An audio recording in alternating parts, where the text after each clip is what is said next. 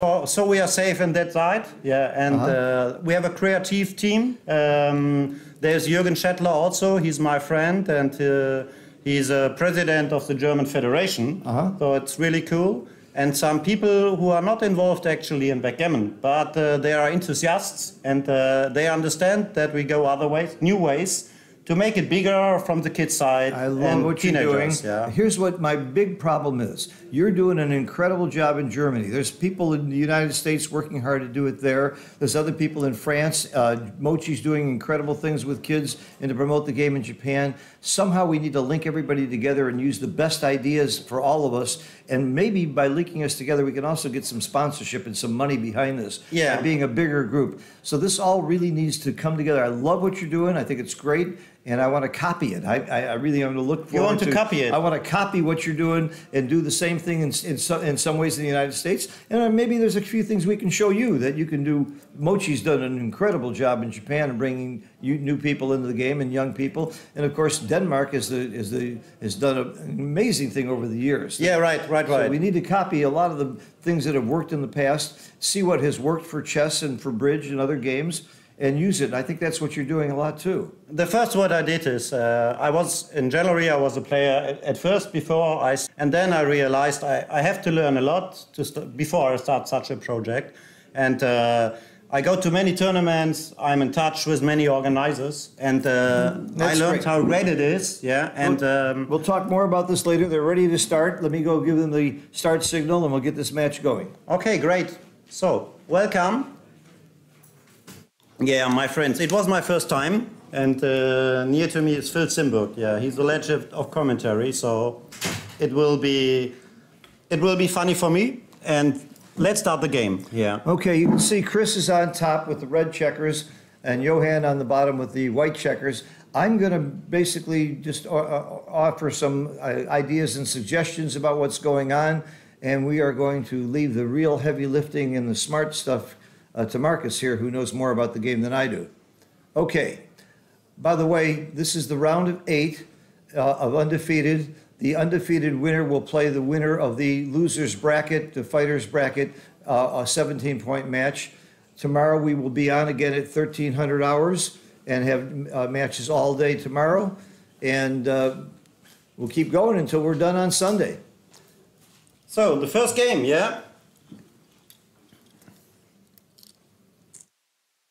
Very, very standard play with both players having their 5 points made. Pretty equal game. Missing the shot here is very big for Chris. He wanted to hit that 3. I will looking now for a little bit contact and go to the bar point with the 5. Maybe it's an idea, and to play 6-5. What do you think, Phil? It looks like a good structure for the future. I like it. Some people might hit off the ace here. I don't think that's called for yet. I like this play. And he followed our ideas, yeah? So. Well, it must be wrong, because you and I liked it. 4-3 is not the best roll. It looks like he goes to the 8 point, yeah? And take a new builder for his structure. They're both heroes. Wow, 6-1 is good. I prefer to make the 4 prime, yeah. It's a good profit now, and he's the favorite in the priming battle, yeah. Interesting. There is another play of slotting the 7 point and making the 18. I like this play though also. Yeah, me too. 24 hits and 12 misses. And even the hits aren't fatal. I think you hit and come down. Yeah, right. That would be my play. It's the active play, yeah? So. First I hit, then I look for the 4, but he did it the other way. Oh, yeah. That a shot will be now really, really good, yeah.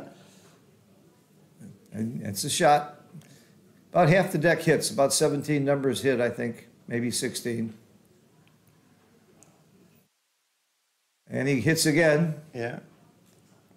You are really fast in all that numbers. I have to learn a lot here. Yeah. I'm thinking of the numbers that hit before the roll, so I don't miss it. I teach my students that. So he re-hit, yeah. Save the blood, I think, and there's a big advantage now, yeah. So 3 checkers against 1 checker. and the 4 prime. It's near to a cube. It depends on what rolling now.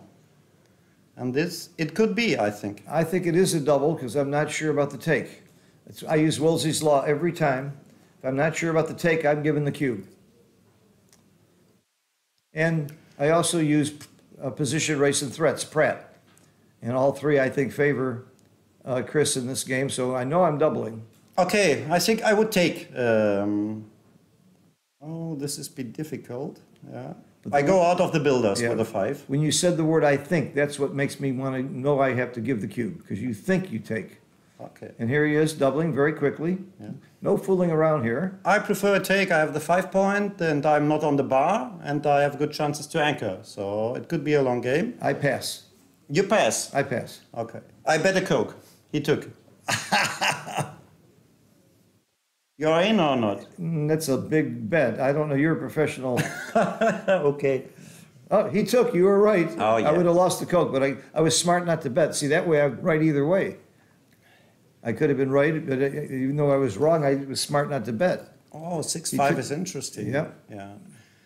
There's the blitz option with so many checkers in the zone, like 10 now. Or I prefer to play 2 down, have a great structure, and good opportunities for the future.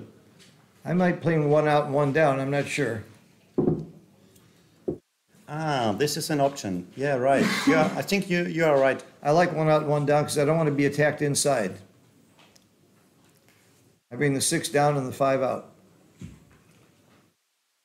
Yeah, that's the best play in my mind. He did the 6 out, and he did the opposite, but same idea.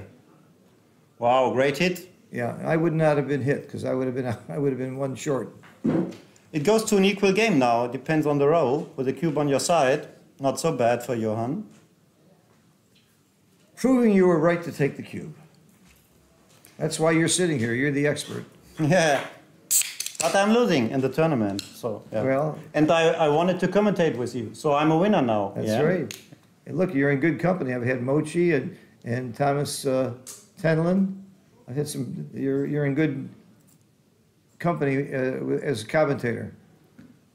I'm afraid I couldn't find anything about that. My Siri is talking to me whether I like her or not. So 1-6 is not the best shot. I will play down, I think. Yeah. Too many opportunities. Yeah. Actually, the blot on the 1 point could be safe.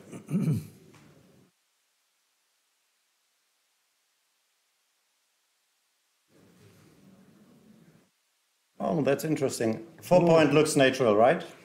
I don't know. Making the anchor is awfully natural too, but where's your 6 if you do that? Yeah. So I think you have to make the 4 point. Right. Simply because your 6 is too ugly if you make the anchor. If you only had the option of playing half the roll if you wanted to, that would be nice. I think red now is a small favorite. Oh, I will wondering about that. Dupes 3s everywhere, but I think it's too big. When you're holding the cube, though, you can afford to play a little bigger because you're not going to get doubled.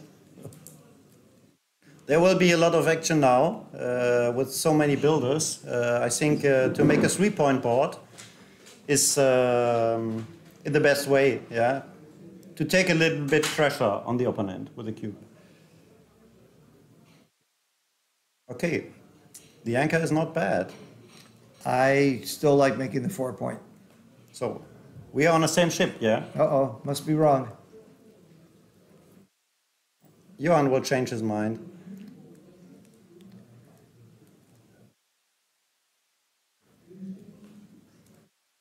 I want to shout out to my fellow Belgian player, Michel Lamotte, very good friend of mine, one of my students for many years, and one of my many students who's turned out to be a much better player than me. I'm very proud of that. I should be a little ashamed, but I'm actually very proud that I have so many students that are better than me. Michel is also a great commentator in the game. Yeah. I love to hear him. He is very good. I've done commentary with him in Monte Carlo recently. Yeah, I followed it and I learned it because I hope I get one chance to come in the commentary. And now it becomes real. You just keep losing and you'll have many chances. Yeah. So he did it. Yeah. He figured it out, and I think this will be his. This is a lot of time to use on the clock this early in the match for a play. Like He's a deep thinker, Johan. Yeah. Well, he better have. He better be a fast deep thinker later in the match if he's going to use this much clock time. Wow, 4-4 is a monster now. Oh yeah. Oh yeah. Should have made the anchor. Yeah. Right. Now you are right. Yeah. Covers, and the last one is in or down. I think it's in. You're right. He's Yeah. going to play in. So now he's in really big trouble. Yeah. Oh, and this is a really good roll. Yeah. You have to change and to play active. Yeah. Hit. What else? That's not my definition of a really good roll, but He didn't dance. he didn't dance. Yeah, and he A come on really the good roll. 2-point. Yeah, a really where good roll would have been anchoring, but he comes where daylight is. Yeah. I'd almost rather dance than expose the other blot and do this. So we'll see. We have different definitions of good. That's good. Really. Yeah. So someone takes most of the time the right spot. Yeah. That's right.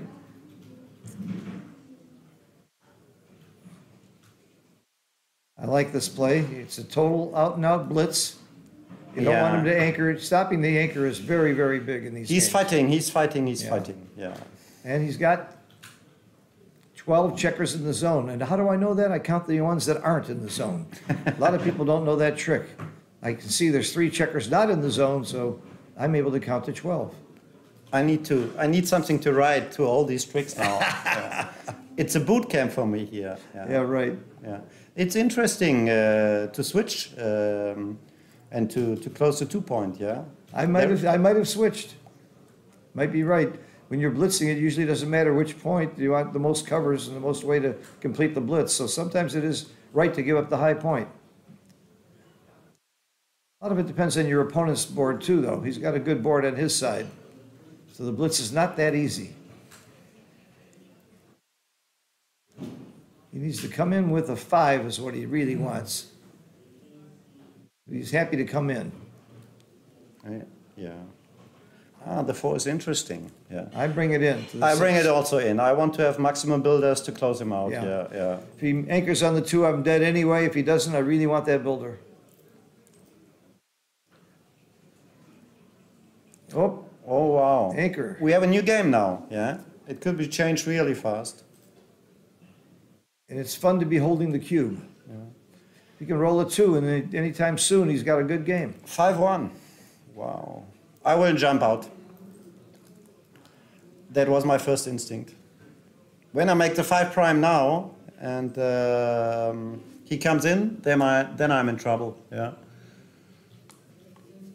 I'm with you. Hello to the chat. Yes, hello to the chat. If you've got any questions or comments, we'll keep our eye on the chat.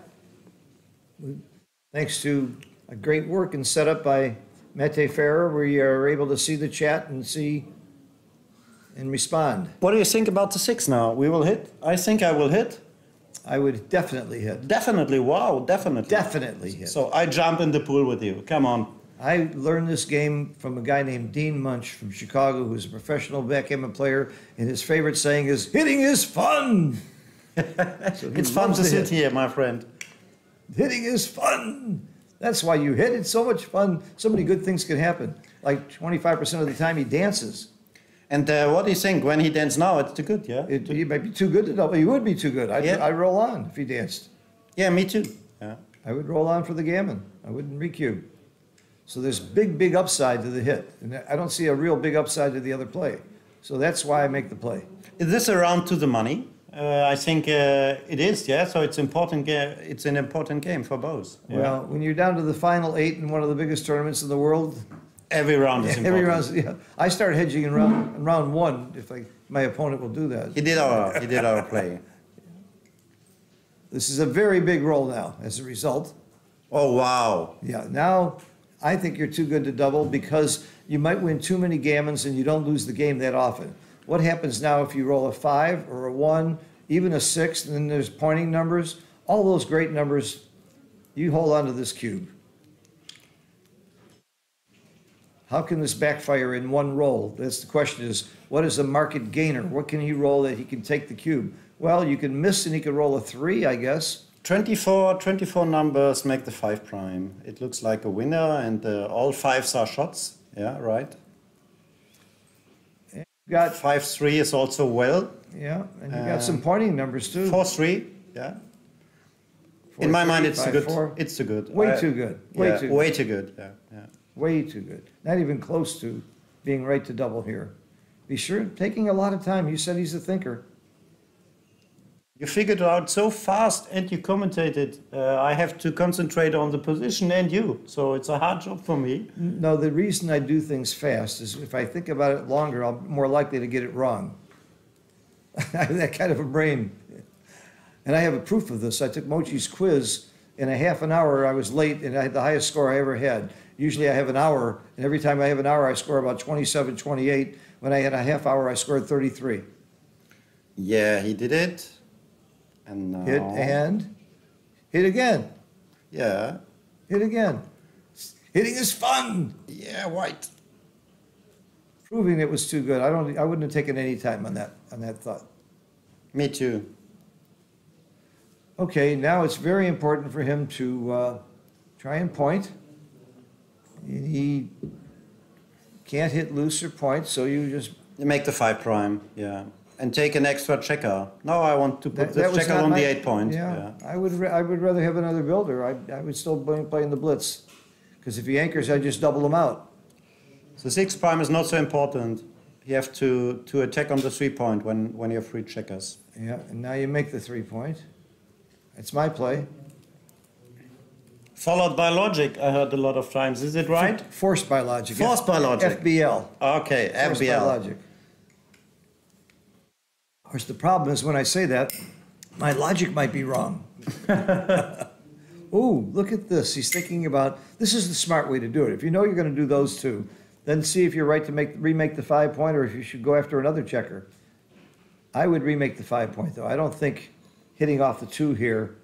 When he did this, he maybe played to the 10 point, and there is a joker, yeah, double 5. I don't know why. No, you would, okay. I just don't see that. I don't like this play. Yeah, I make the 4 point. It's too holy. It looks like Swiss cheese. Yeah. It's got holes in it. But he checked all his opportunities, yeah.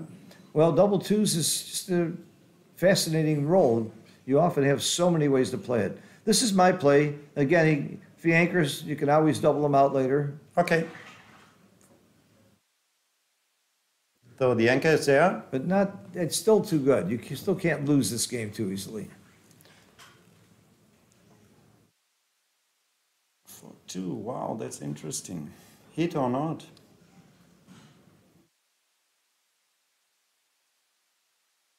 I don't want to hit. I play it down, and he has some bad rolls when he comes in. Yeah, there are bad 4s. Yeah, I don't think you can afford to hit against that 5 point board. Yeah. Plus the fact that you have the cube, and you can always use the cube if things go wrong.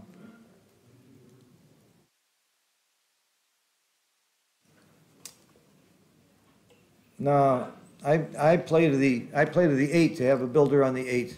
Yeah, that's my play. I don't like this play. I'd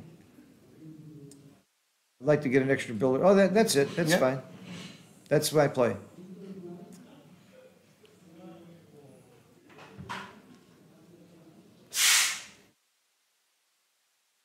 One 6.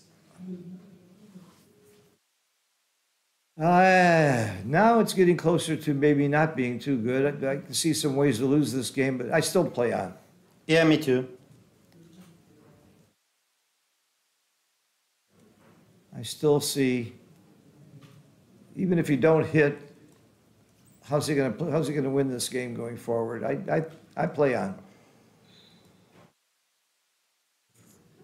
I think so. Can you read the clock? I'm not able to read it. He sure has used up a lot of time this early at 0-0.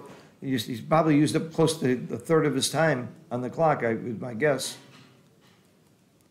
But he's a super fast player also when he needs, I think. Well, Mochi yeah. does the same thing. Mochi very rarely ends a game with more than 30 seconds on his clock. He's playing speed game at the end of every match.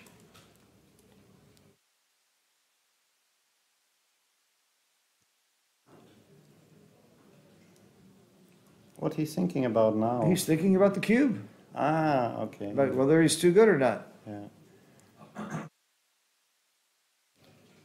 There are so many spots he can use the cube, I think. Yeah, I would play on. I would yeah. play on, very definitely. Even if he doesn't hit here, he still is going to have a commanding position. But maybe sometimes, you know, in practice, he also can think about maybe it's a take. Maybe the opponent took. Nope, he's doubling. He's doubling. He's doubling, yeah. Well, one thing is an undoubled gammon at this score is not. Oh no, the cube was on too. It is a doubled gammon. Yeah, it's a It's 4 redouble. points. Yeah, it's a Yeah. redouble. Yeah, I would have played on. Very, very, Very easy fast. pass. Yeah. Yeah, yeah. No question about the pass. I would have played on there. Okay, really good start for Johan. Yeah. We are in a good friendship. He seems like a very nice fellow. He's very easygoing to talk to, very pleasant guy. Yeah, and he's a part of the national team, yeah, in Belgium. He plays year by year. I like this starting position. This is great. To start Really? in the 2 point. Oh, he moved it back to the one. And actually, I would have run out there and told him. I don't know if I am right to do that or not, but I would have. I think in effect, we're monitoring the match. If the clock were running, if the score was wrong, if they started set up wrong, I think it's our job to tell them. If somebody tells me I'm wrong, I won't do it. So split looks like normal, yeah. I almost always split when my opponent has 2 checkers on the 8 point. That's the key. Ah, okay. It freezes those checkers. No, I don't like that play. I will go out and down. Because you're outboarded for one thing. I agree with you. Very aggressive play there, and it got punished. Plus, you have a prime situation, not a blitzing, and you made a blitzing play with a priming situation. So, that goes against everything in Mochi's new book. If you haven't read it, it's very good, by the way. You have to understand it also, yeah. Oh, I guess You think about the cube now? You're thinking about, yeah. So 2-3. Yeah, cube would have been way too early, I think. But it's near to a cube now. It depends now on what is rolling, yeah. With the 5-point anchor, and there are some threats now to make the 5-point and structure advantage. I would cube it now. I would come in on the 3 and come down with the 5. I don't like my 3 when I come in on the 5, and I don't like being attacked on the. I don't like this play to begin with. I would come in on the 3. Yeah, but on the other point, you fight for an advanced anchor. Yeah, the 3-point is not so nice now.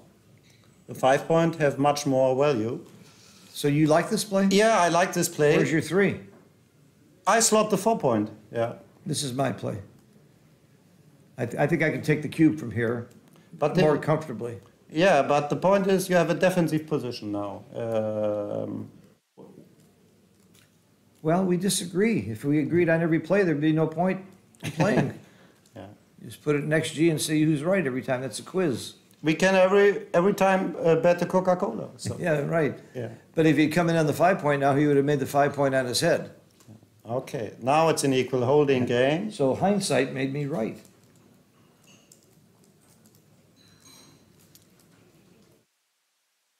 It's also, he's happy he didn't cube here.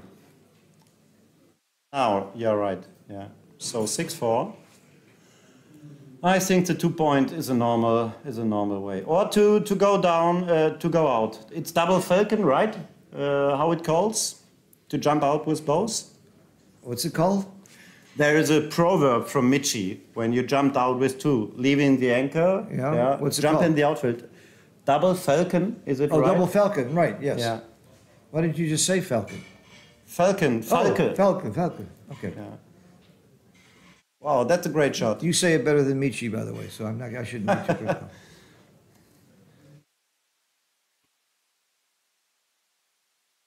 I saw 6-4, not 6-5, because Yeah. he made 1 point. Yeah. Sorry about that.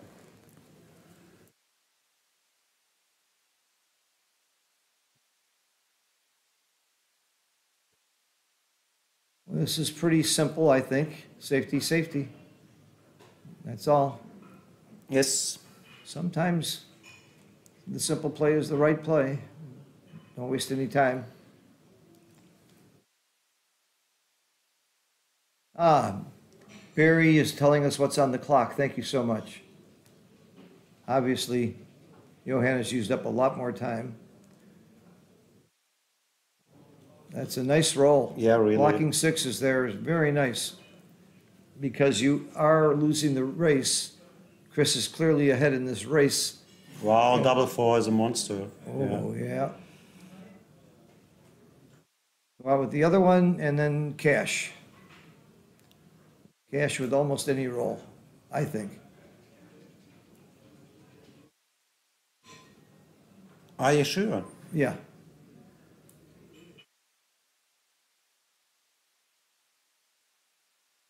I would hit now with the 3.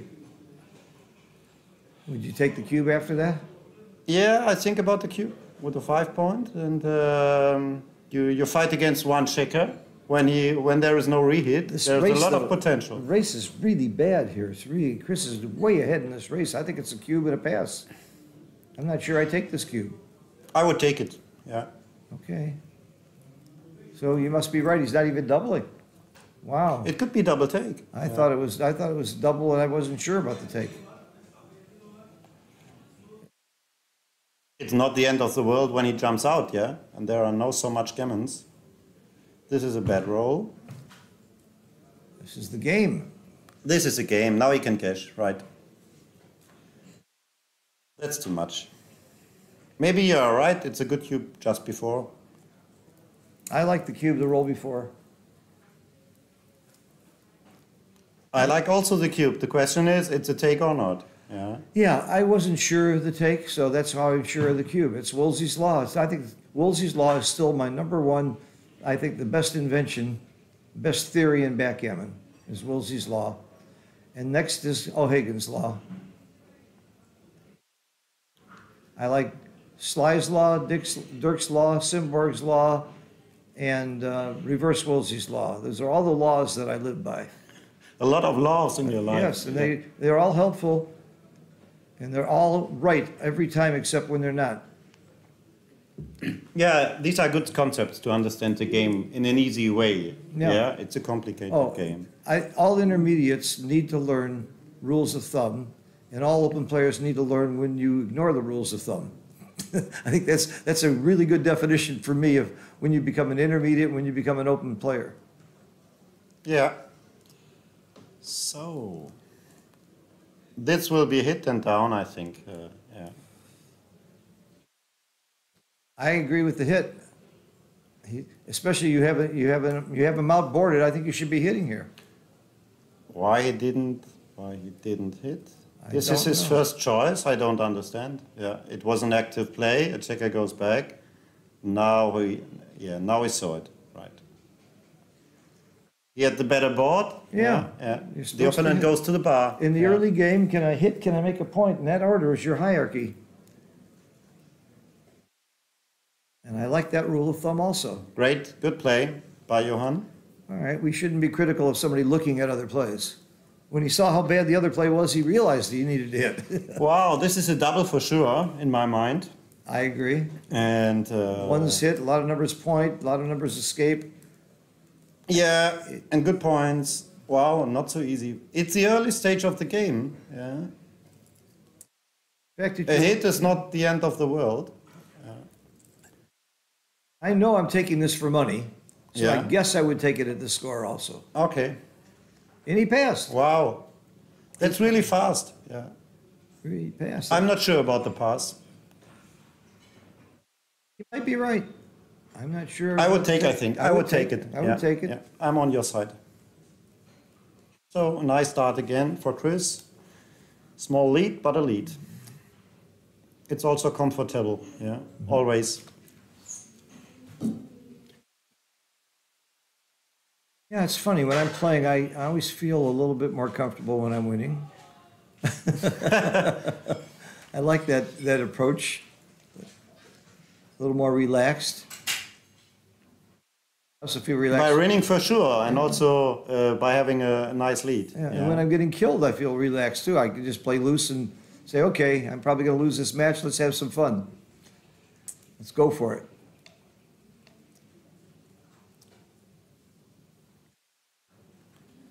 Yeah, this is a bad one. I'm not sure about it.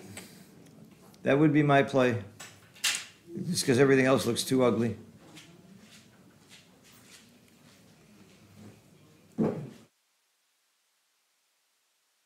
The other option is to go to the 20 point and not make the anchor. Yeah.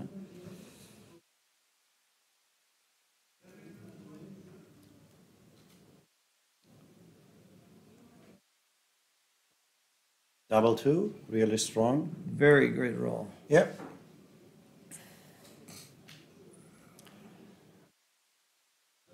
Wow, double six is a monster. Let's talk about very good rolls. Yeah. So we are near to the next game, yeah? I'm not sure the race is that good, is it? The race must be good for white, yeah. But is it that good? It looks like, yeah. Oh. I have to count it. I'm not that sure. 124 on the white. You did that fast? Yeah, I hope I'm right. Oh my God. I throw out numbers like that and people know I'm kidding.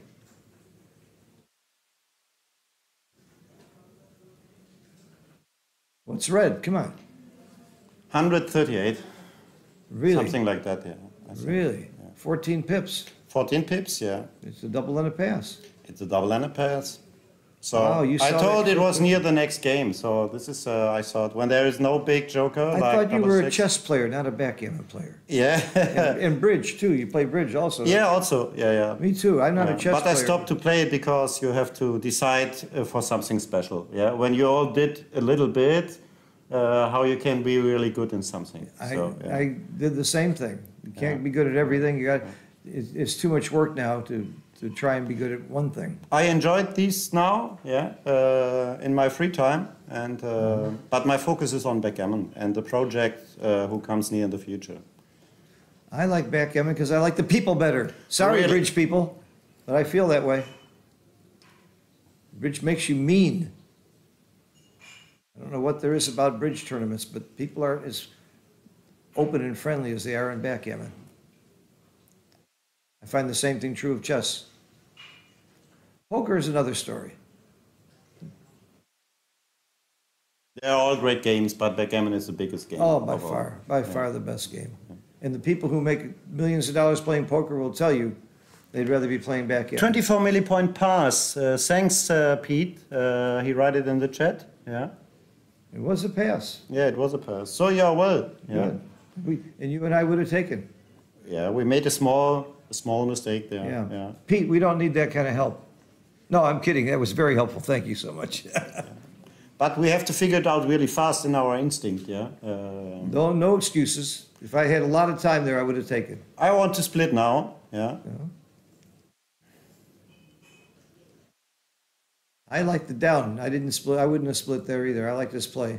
Okay. I'm playing pure offense here. I'm not worried about the defense right now. Wish I'd have split now. But with the lead, it looks like not so bad to look for an advanced anchor and make it a little bit more conservative. Yeah. Yeah. Yeah, you're right. The score does lead to being more conservative. I'm not sure you want to change it that much, but could be right. Yeah, it's in generally. Yeah. Oh, double one is really strong. You make the 5 point, You then make you the look 5 around. point. Yeah. Then you And look now around. the question is. I play 24-23 because there's two checkers on the 8 point again. 24, 23. No, I don't like that. I would go to the 21 point, or I take another builder from the 11 point to the 10 point. And there is a lot of pressure then. This builder on the 11 point does not so much. And now he works for the bar point and the 4 point. Yeah. Michi, I learned by Michi a lot on the 23 point mostly is a bad position for that. Yeah. Oh. I like, now that I see the play and hear your logic, I like it. What is it? 4-2, yeah? Wow, that's interesting. Why is it not just quickly make the bar point? Yeah, that's the first game. It looks like right play, yeah. But the idea is to hit and to split with 3 checkers on the ace point. So jumped out, looks natural for me. 5-1. Uh-huh. I gotta get closer. My eyes are going, staring at the screen all day. 6-5 is a great, great roll. Well, he might have been happy with a hit there, too. Yeah, you're right. We have a different definition of great, you and I.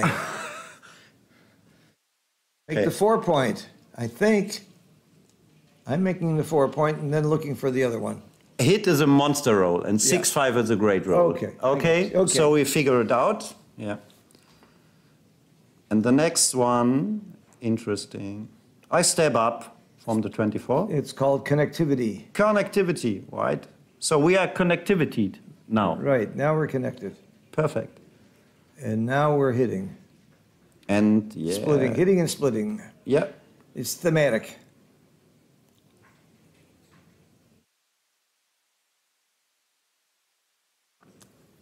Six one.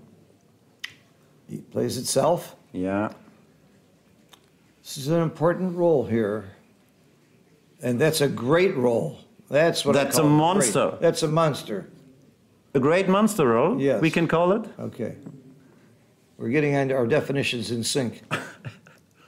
When I can come back, then I was more prepared. Yeah.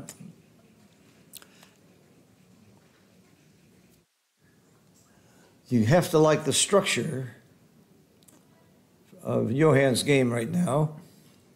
Points in a row is very important. Ah, bad He's got one. no ace. Yeah, he has an ace from the 8 point. Yeah. No other options. Yes. Don't time for that. Uh-huh. Needing a 7. Not getting it.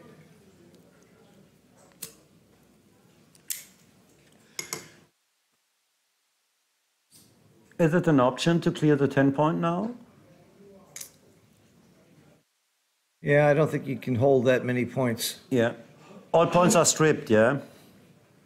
So 4 is good. Yeah, I like that play. I like it because I don't see any other. Oh, I'm sure there are others, but nothing I like. there are other plays, but maybe they are not really good. Yeah.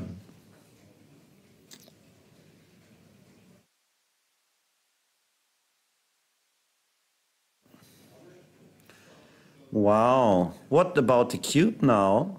I'm Phil? because he's leading, he might want to be a little more conservative. If the score was reversed, I would double in a second. Yeah, but it's a small lead. Yeah, I think we have to think about. Yeah. Well, again, There Wolsey's are- law. Are you taking or passing if you're doubled here? Yeah. If you're not sure, it's a cube. It's that simple. 6. And I think it's probably a take. And I Double see three. a lot of market losers. I would have given that cube. Around 8 or 9, I think. Eight great rolls. I would have given the cube because I don't see too many bad. This is a bad roll and it's not that terrible. What's he doing? Okay. Illegal moves are allowed in this tournament. They're not encouraged, but they are allowed. What do you think of that? Do you like legal moves or not? No, I like legal moves. You Yes, like yes, legal yeah, I moves, like okay. legal moves. Okay. Yeah.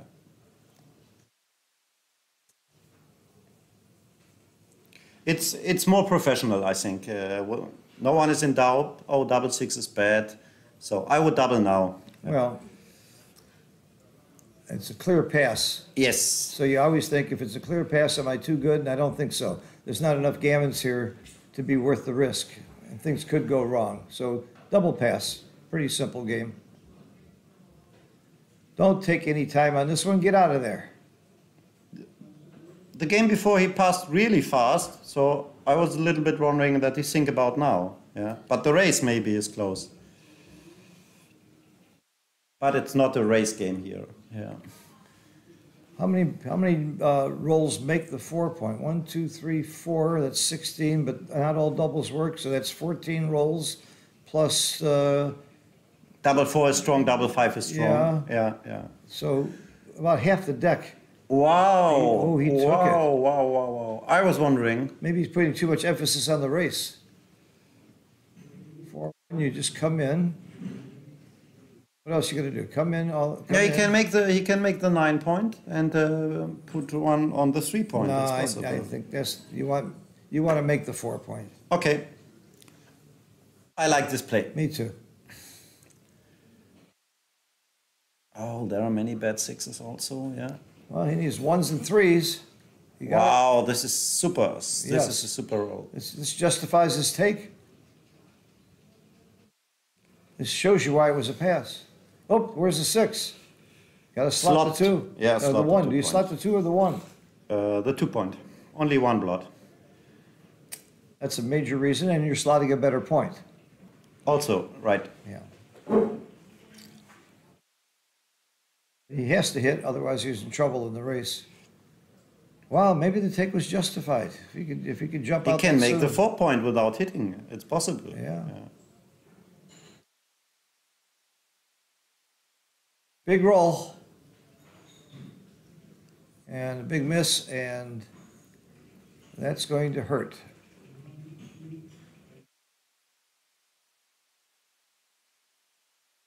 So I take 2 off the 6? No, you 4 in and 3 covers. That's your maximum builders. Oh, I think about to split the bar point now. Really? I think about, yeah. Oh, You can just look on the position. I play 7 to 3 and cover with the 3.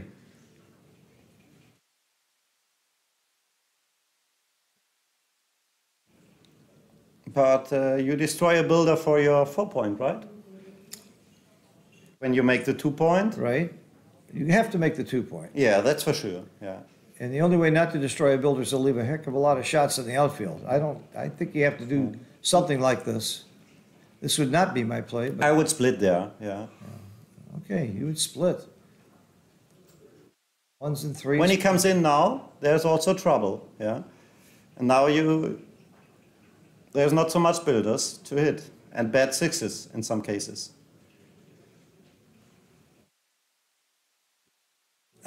Now the 5. Yeah, the action comes. Wow. You can dupe 1s by splitting, but wow. That's too much. I think that's too You much. gammon way too often. Yeah. Things go wrong. So you go to the 2 point. Yes, I go to the 2 point now. Maybe not in DMP, but here I go to the 2 point. More and more, I'm liking Chris's take on this cube, and you and I would have passed. Okay, you have more builders to close the 4 point when you split the 18 point, but so many blots. Okay. But there are chances still for red now. Oh, absolutely. Yeah. Wow, double 5 is great. Yeah. Great. Yeah, it's a great roll. Yeah. It is? Yeah, this is a problem point. You want to clear it, and Okay. Gosh, you and I differ on what great means. But there are many bad numbers, and double 5 is a good roll. Yeah? Okay, it was a good roll. I agree. Not great, but good. Yeah, he didn't cover. Turns out to be a great roll. I just changed my mind after he saw the miss there. Yeah. Especially if he covers. Play safe looks normal. Well, you got a lot of bad rolls next time. Yeah, but why give 11 shots? Yeah, where's the big profit? Yeah, if things go bad, you're giving 11 shots next time. So Yes. why not just wait and maybe things will go good. Maybe you'll roll double 6, double 3, double 5, double 4, Come on. 1. Uh-oh. Come on. Some action. There it is. Uh-oh. It was 11 shots Uh-oh. either way, like you said. Yeah. This board's better now, though, too. Cube was a huge take. Very nice, Chris. Huge take. Clear the 5 point. What do you, oh, I thought he had a 4-2. Yeah. Thought he had a 4-1. So well done by Chris, yeah, to take Yeah. this. I big wasn't sure. I was sure. I was dropping. I was sure wrong. No, this is wrong. I cleared the 5 No, point. you're supposed to clear the 5 point, and you clear the 6 if you have a spare on the 3 point. If you don't have a spare on the 3 point, you must clear the 5 point there. But he got away with it. That's pretty much a rule of thumb that I learned from Jake years ago. So it looks like a big lead, 6-1. Not so bad for Johan. Yeah. What do you think? He took a break now, Chris? It's an idea. Yeah, It's smart to think about that. yeah. Take a break when things are going bad. When a one-way train starts, yeah, you have to break it sometimes. Sometimes I take a break when I'm leading so that my opponent can suffer. Yeah, I never do that. Okay, for a toilet, yeah.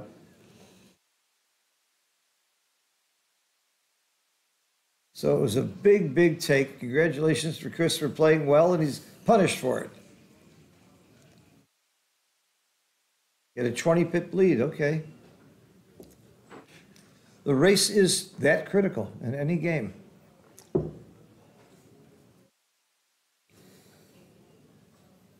Maybe that's why Chris is sitting there and we're sitting here.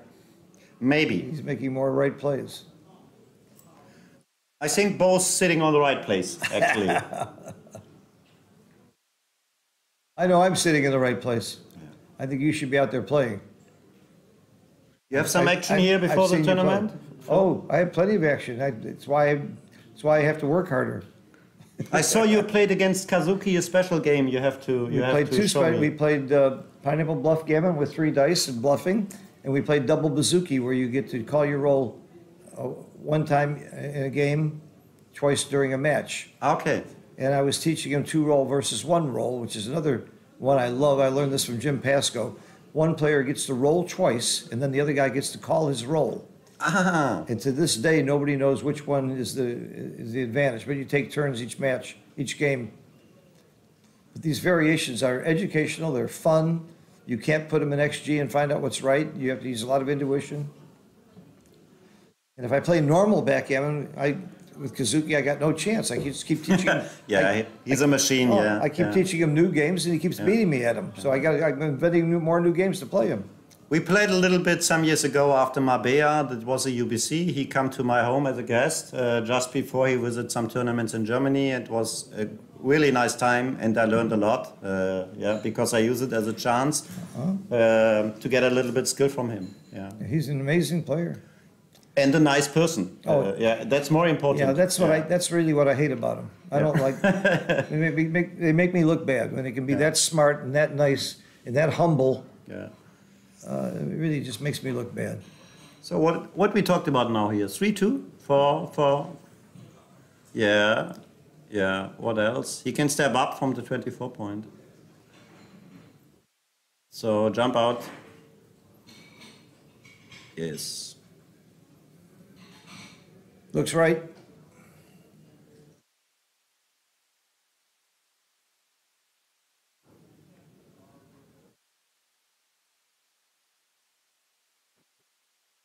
If you missed watching Kazuki's match last night, where Mochi and I were doing the commentary, it's a classic. I'm not going to tell you what happened, but you've got to see that match. It's on YouTube. And it's a real, tremendously educational for Mochi, and the match itself was really fun.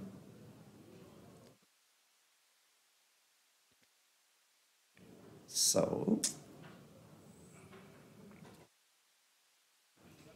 5-4 is really strong. I made the 9 point now. Uh-huh. Yeah. It's a 4 prime. Chris needs to start getting some hot dice here. Yeah, he need a little bit help. 5-2 doesn't This is really terrible. much. This is terrible. This is what you might call a great roll, but Sometimes great roll. Yeah. but not here. So Do you step up to freeze those checkers or not? Are you coming under the gun? I will step up, I think.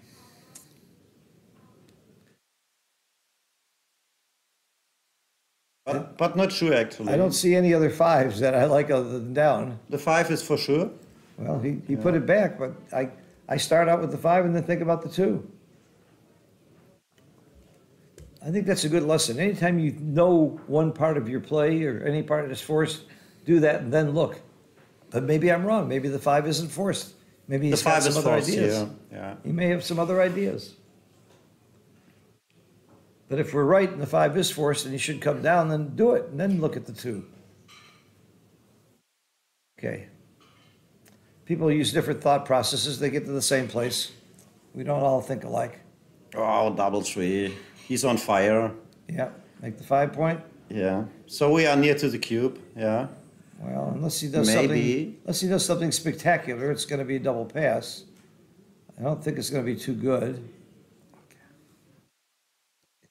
It might be too good. Certainly, it's a pass. Yeah, it's a clear pass. The only question is, it's a good or not. Yeah.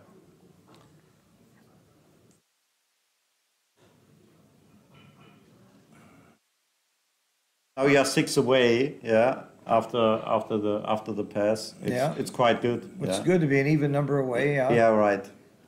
So the games are not so important. I don't know what he's thinking about. But we were wrong last time when we thought it was a big pass. Okay, he agrees finally. But you have to check the score. Yeah, everything changed with the score. Yeah, we both know that. Yep. But there are really no counter chances in that. The race is bad. The position, Taking a break. Points. That's smart. Yeah, that's smart. Okay. So I use it as a chance. I want to know what you're doing for kids, specifically for children, in backgammon. Okay, yeah, we start some projects now with our festival next year, and there are some school projects we start in Germany. To teach kids in backgammon. Yeah, it starts with the basics, what all starts in any games. And one idea is there are 3 schools. I will visit it every week with other people who are on my side and who will help. And it's a project we figured out with the schools to implement backgammon in the school in January, regularly. And the idea is on our festival, we make one day a big event for our kids. So we have some stars at our event, I'm sure, and it will be great for them to beat Mochi or Michi or you, for sure. And on that way, we will work next year. It starts in January, and we hope kids like it and jumped in our pool, and we have a chance to make backgammon much more greater from the kids' side, Okay, so. then let me give you my insight. Number one, what you're doing, I think is wonderful. We tried to do this in the United States, and we were very, very successful for a short period of time. Why did it fizzle? The volunteers got tired of showing up, and we didn't have anybody at the schools to keep the program going.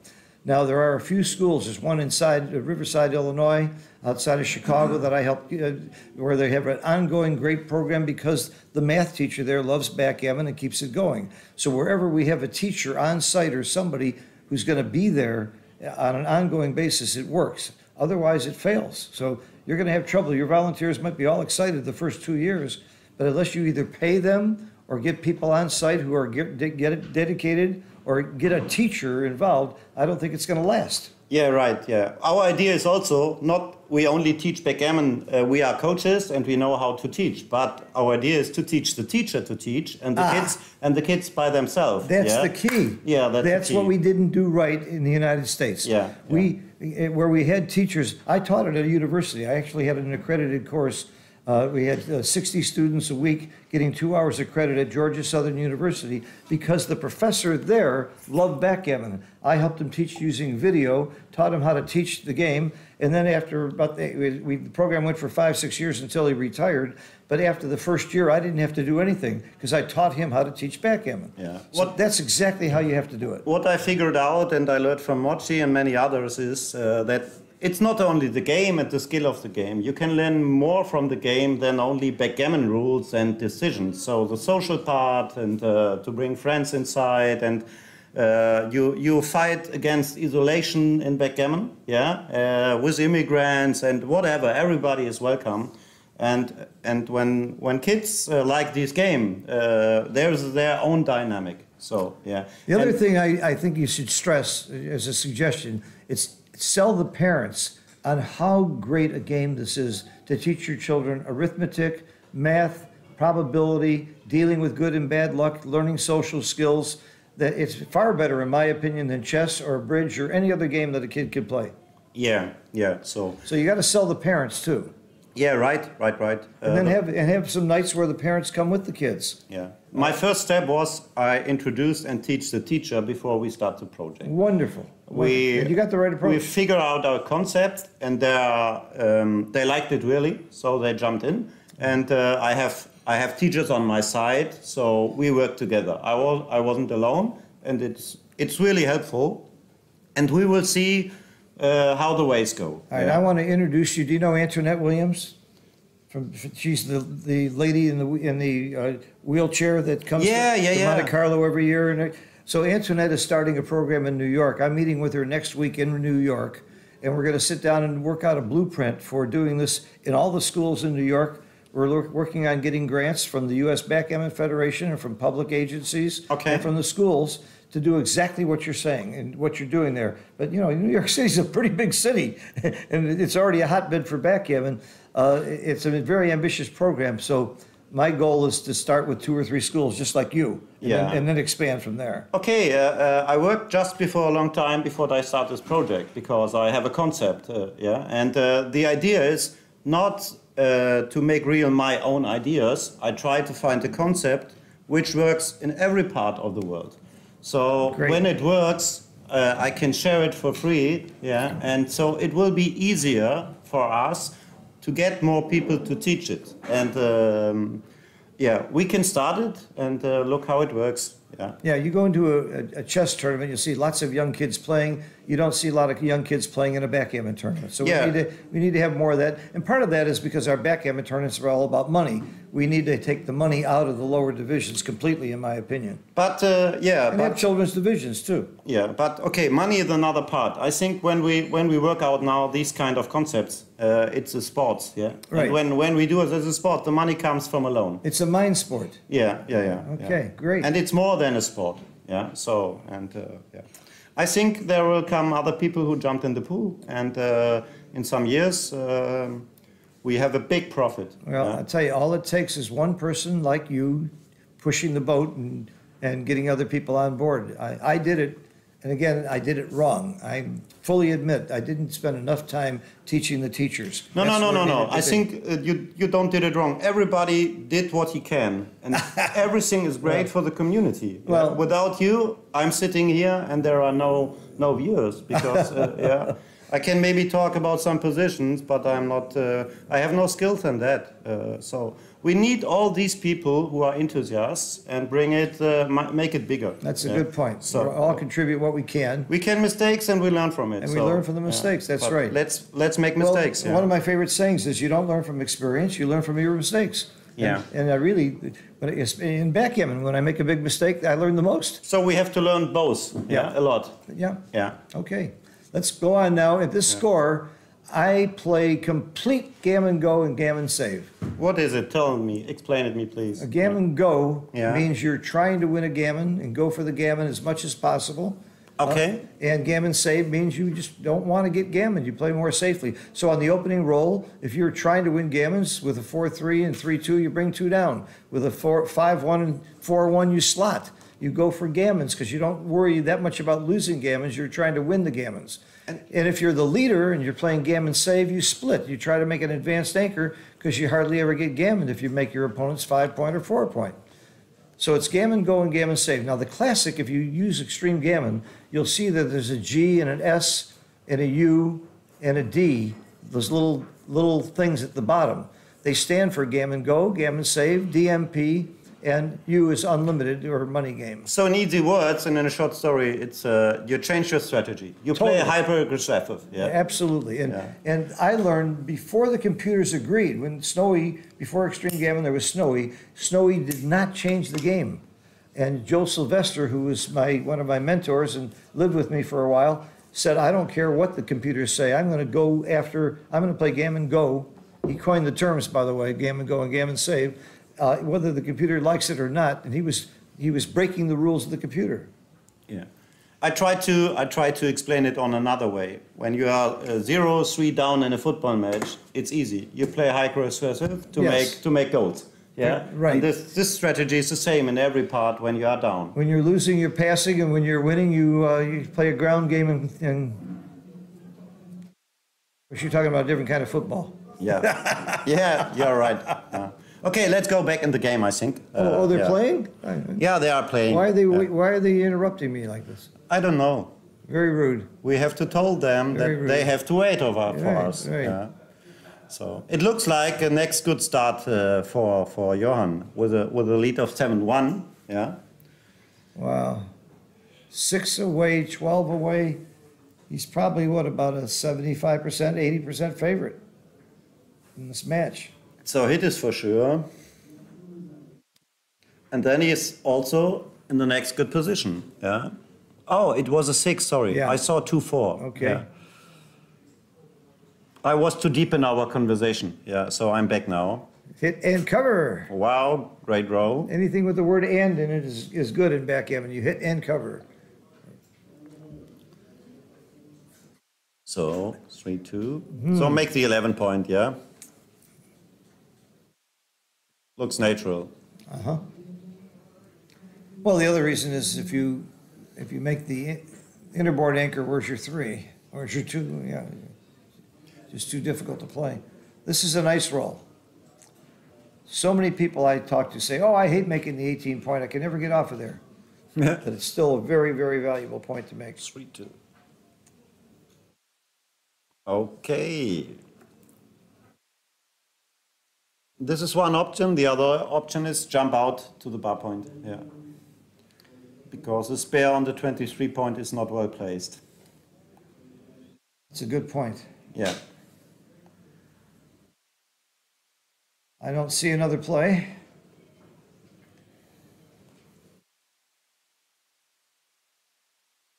And the same, I jumped out to the 18 point. Or maybe to the 21 point. Nah, I think you got to go out to the 18. Yeah. Okay, slotting is maybe an option. Yeah, but it's too active, I think, with the lead. Fighting for an anchor, yeah.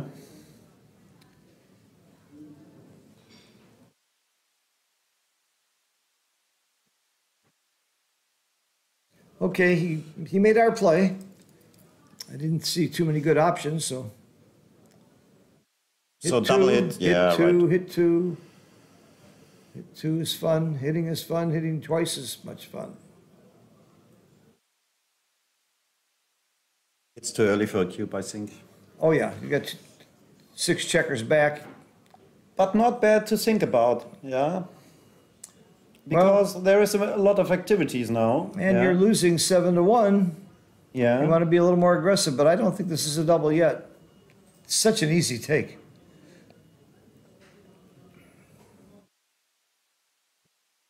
But it could be a double, yeah. I guess it could be. Not for me, it isn't, but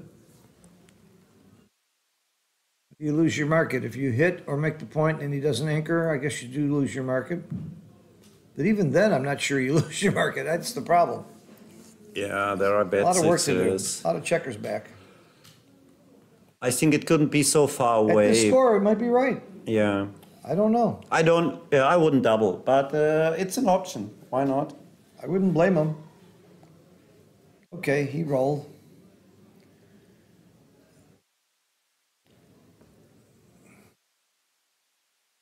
Yeah, there are the bad sixes. Okay.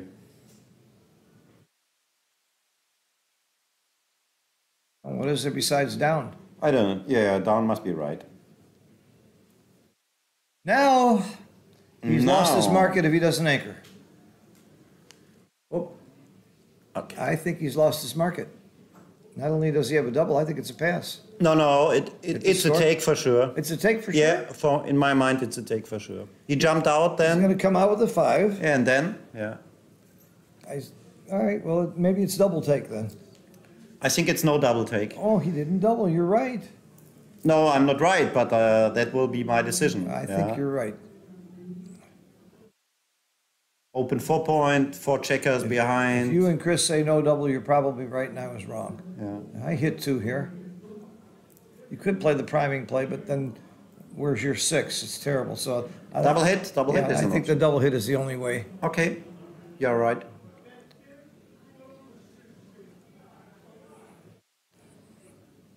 Wow, hit is Huge. If you didn't hit there, you might even be too good. Yeah. If you danced, rather. He's thinking about cubing now. It's very volatile. There's a lot of gammons if things go right. never double from the bars from Roberti, right? We know that's wrong. Never say never. Okay, never say never. You're right. Yeah, this was my first book I read. So hit again. Well, Roberti's and McGrill's books are still, even though some of the problems were wrong because they didn't get the computer, the concepts are still stood the test of time. So this is interesting now. Wow. I think it's a big pass. Too many gammons. And he passed. Maybe you should have doubled earlier. Maybe you should have listened to me. Hindsight's always right. Let's change the score. He does. Okay. That's good. A point for Chris. Maybe I get too scared when I'm losing 7-1, but I would have given that cube a couple times before.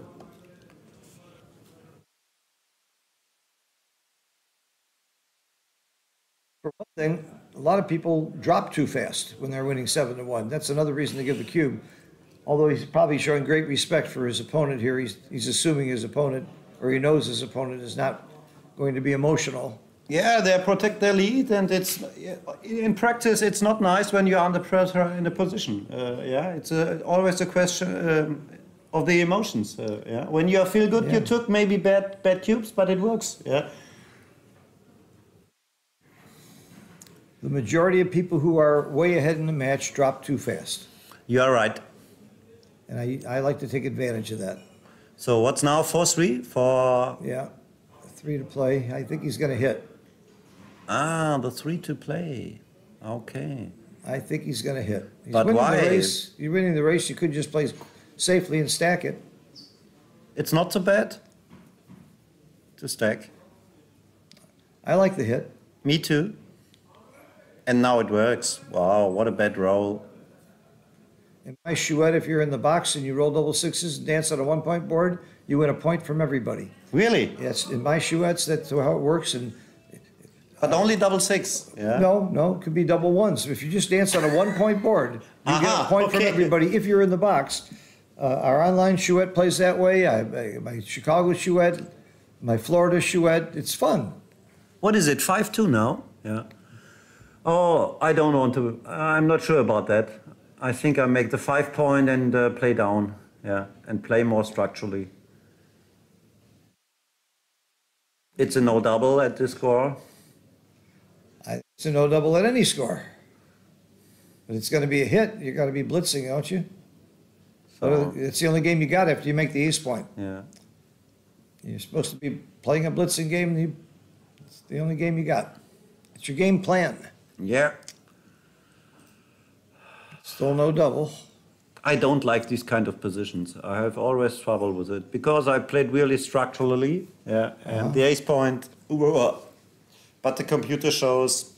Well, this is the classic American style of the playing structurally, what we call pure backgammon. This is anything but pure. Okay. So. This is more of the European style. What's about now when he missed? It's a double or not? Oh, yeah. It's an interesting question. Oh, this is clearly a double. I'm not sure about the take, even at this score. Well, at this score, I might take it. I might be desperate. Because the other thing I know is if you're behind, you're going to be more aggressive on the takes. The difference is now from the reference position, there are more checkers in the zone than in the starting position after a double 5 blitz. And there's only one checker back instead of 2. Yeah, and the checker on the 9-point is really strong. Yeah. So I think it could be a double. It could be a take. I'm sure of the double. Like I'm not sure of the take. That's how I know it's a double. It's not good that you are always afraid with the lead not to double. Yeah. So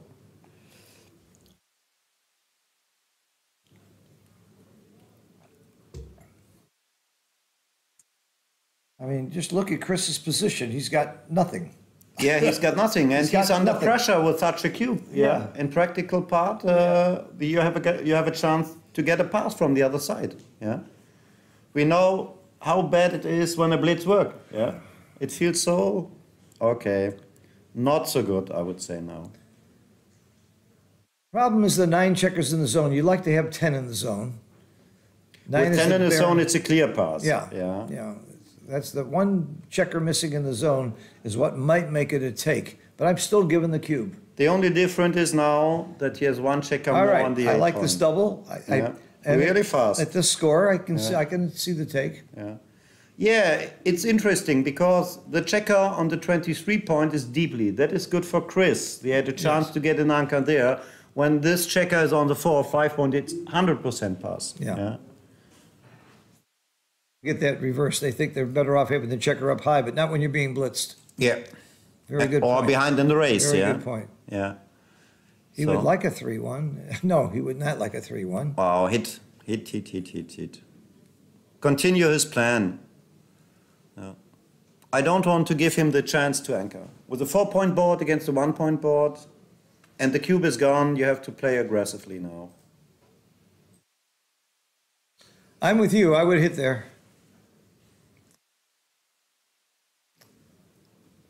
I don't like this play either. Because the 2 now could change a lot, yeah? Certainly going to hit now because he's got more chance to cover. And now you switch. I would switch and play down. Builders, yes. Yeah.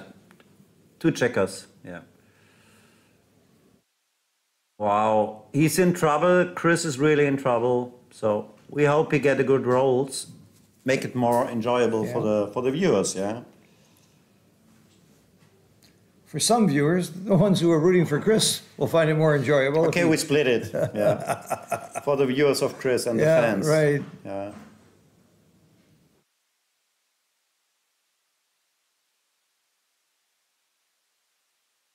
All right, spread them out. More builders. Yeah, and 1 down. 1 down also, yeah. Then double 6 works really fine because you can make the 5 point. Yeah, and double 3. And double 3 also. Yeah. I agree with you. I like coming off the midpoint. You don't need the midpoint anymore. Yeah. And if something horrible happens, it's not bad to have the 11 point. Yeah. Yeah, I don't like this play. I like your play. I like this play, but the other play has a little bit more profit. Yeah. Okay.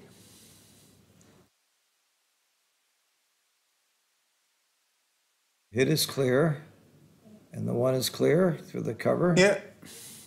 Continue the blitz is better than make the point there. The closeout is a goal. Yes, he's fighting. Come on, Chris. Hit. Come in and hit. Blitz, blitz, blitz. Important roll now. Come on. Ooh. 6s and 5s and 9s cover. Yes, wow. This is a monster roll or a great roll, Phil? That's a great monster roll. He survived, but blitz continues. Yes, Yeah. yes.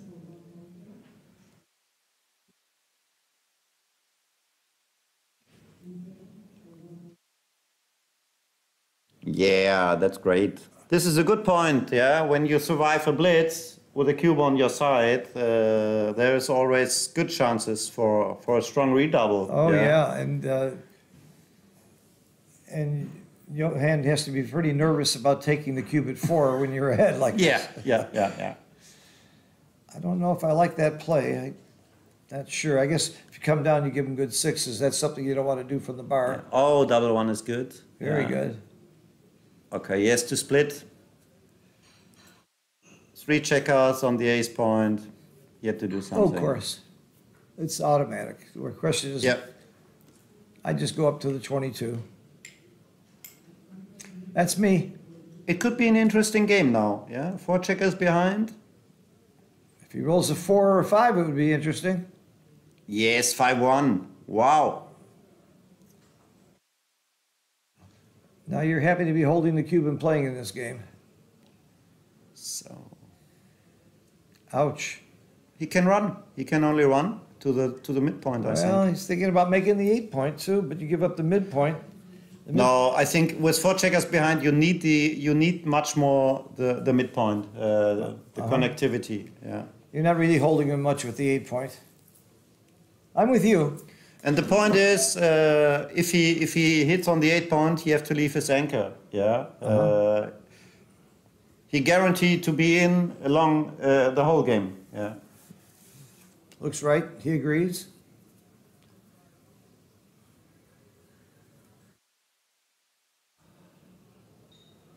Not the best. Ooh. Ah, double hit. Double hit. Is it the double hit? Yep. Yeah.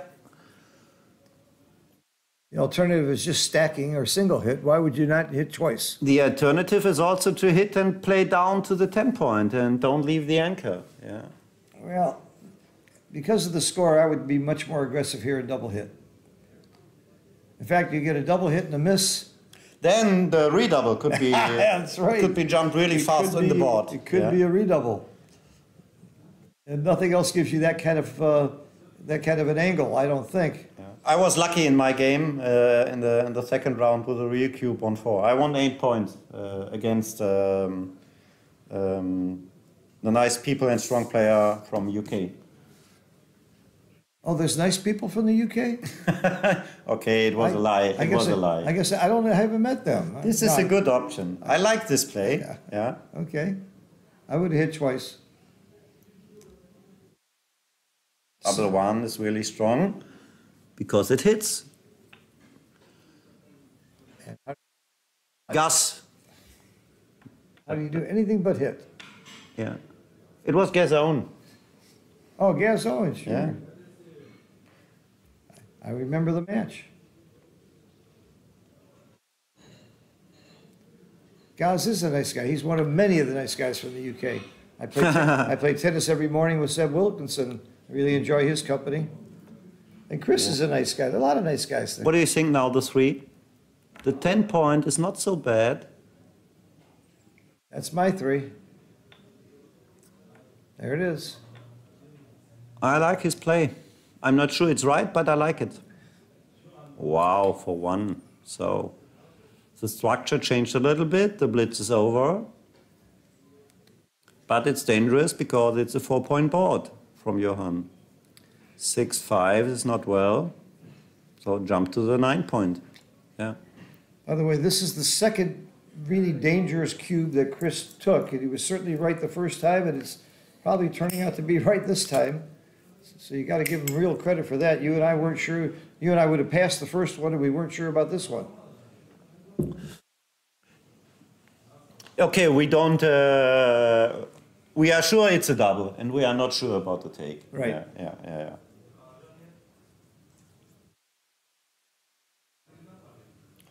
It's a take because the blot was on the 23 point. Yeah, this was an argument for a take. You can anchor deeply. Yeah. Well, the score was the biggest argument. Yeah, you're right. I think that was without the score, with a normal score, I would have passed. It changed a little bit, and Johan rolled really well.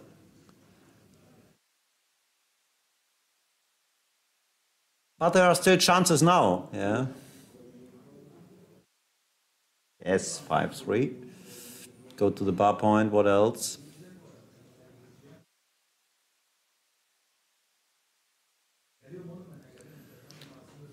Chris has got to have 35% here or more. With a shot right now, he's probably got 35% winning chances in this game. Yes, I think so. I'm happy to be holding the cube. I agree.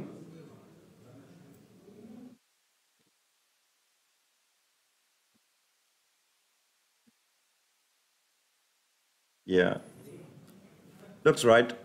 Sure, you don't want to bury your 6s. Sometimes I don't like it to go and strip strip my anchor. This is a tricky roll. Wait. Ah, double 5. Yeah, it's he left forced. the blot. Yeah. This is a big hit right here. This is it. Yeah. And he flunked. And that probably is going to cost him the game. Oh, yeah. He might get another shot, but it's not likely. He cleared the point who he wants to clear, yeah. So, okay. Yeah, that miss was, the double five followed by the miss was the kiss of death for Chris. It isn't over till it's over. It's not over. Double three could change a little bit. Yeah, yeah. How about any three? Any threes? No, 2-3 not. How would you like a Yeah. 6-3 here, or 5-3? Yeah. Oh, wow. 1-3 is possible. There are Yeah. not so many bad, Yeah. but double three is really bad. Yeah.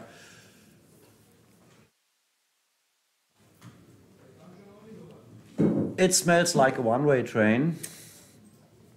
A one-way train. A one-way train. One-way train.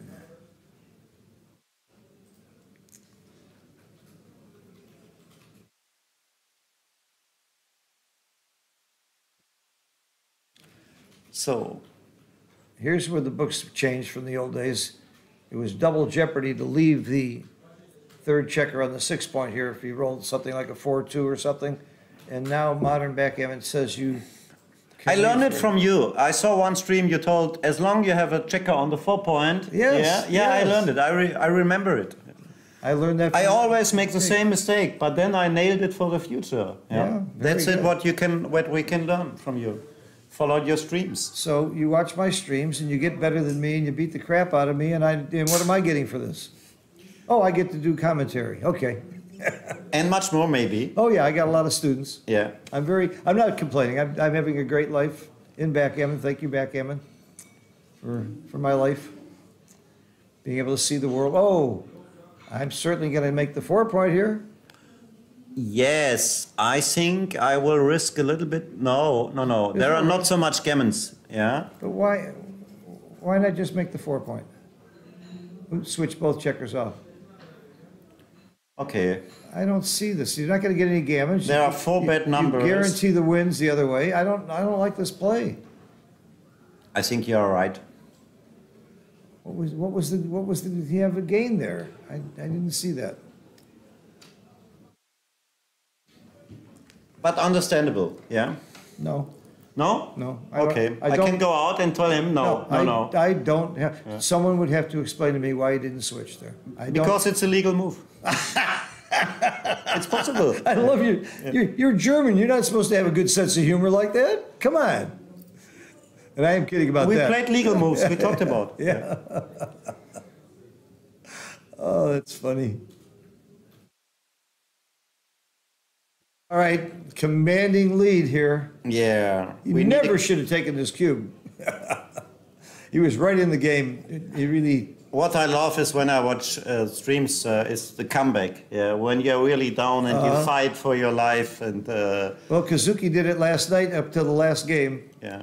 He left a 1 out of 36 shot that he was supposed to leave, and of course, you know the rest of the story. The point is when someone has a big lead, the pressure goes much more higher because he have to fend his lead. Yeah? Absolutely. And The one that gets scared in a backgammon game is the one who's winning, not the one who's losing. Yeah. That's the one who's got the fear in his belly. Nothing is worse than having a huge lead. And you're thinking, oh my God, I'm going to throw this away. All right, 4 away is, we've talked about this in other streams. It's a magic score. But it's not over, and Chris is a fighter. Yeah, he's so much experience and he's so successful. And I often followed him watching. He's like a cold stone sometimes when he's sitting there. Yeah, he is. Yeah, you know, you'll see any emotion. None at Yeah. all. There are a lot of emotions, but Inside. he controlled that. Yeah. So the 4-way score is very important for Johan because he can, if the cube is turned, the gammon wins the match.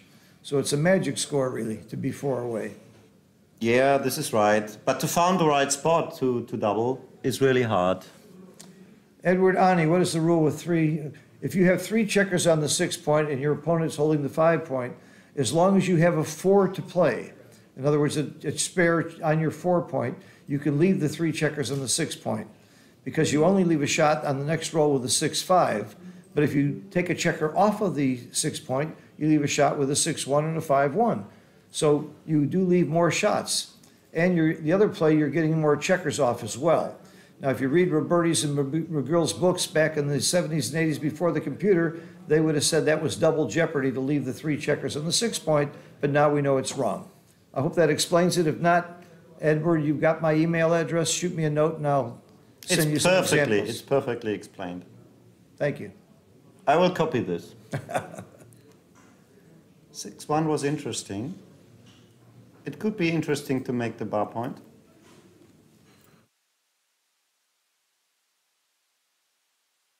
Very good, Alex.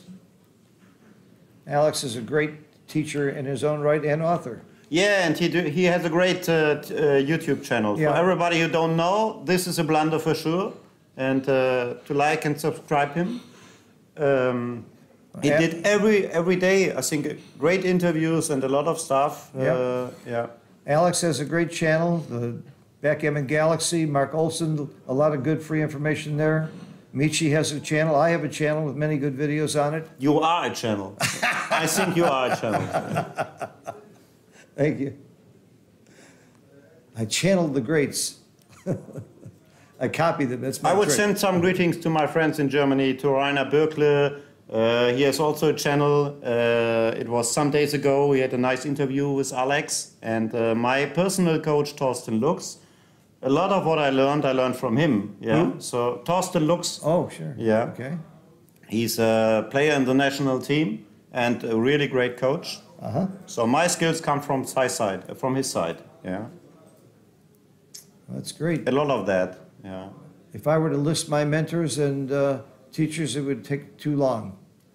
Wow.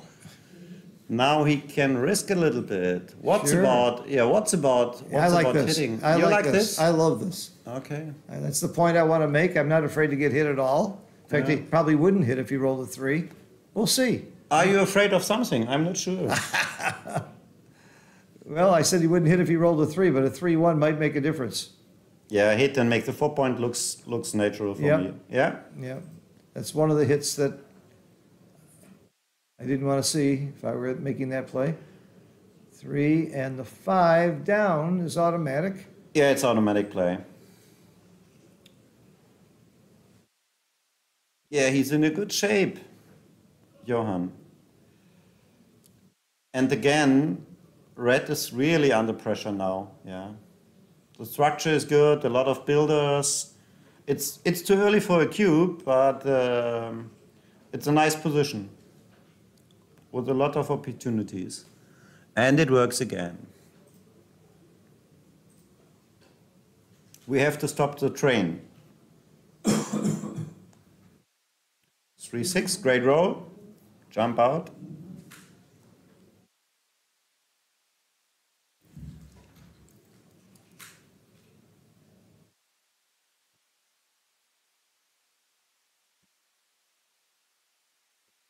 $125 on the white side. So he's leading the race a little bit. This is also good now for Johan because it's a gammon-less position in the most of the parts of the game. And it's without much risk here. Yeah. So when there is a big lead in the race, he can take the cube. Yeah, like in money game.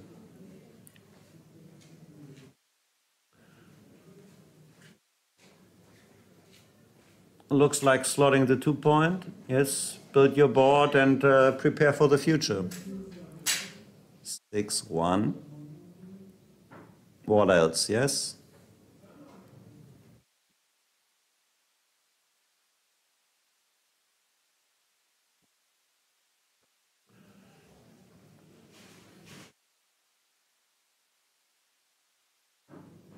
Yeah, and slot the 5-point, I think. What else?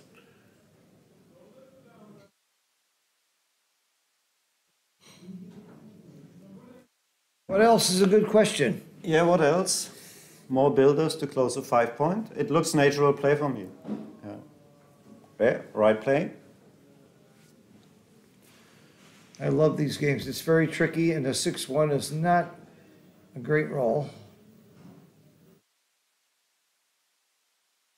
Is there another play? There's no other 6. There is a 6, but a bad 6. Yeah. Yeah. No other. Build your board and yeah, what else? Ones are duped at least.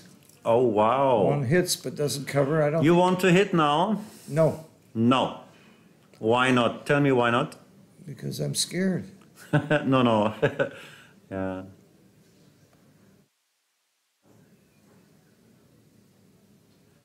So, if not, this is the right play. Yeah. Oops, what did I do? Back, okay.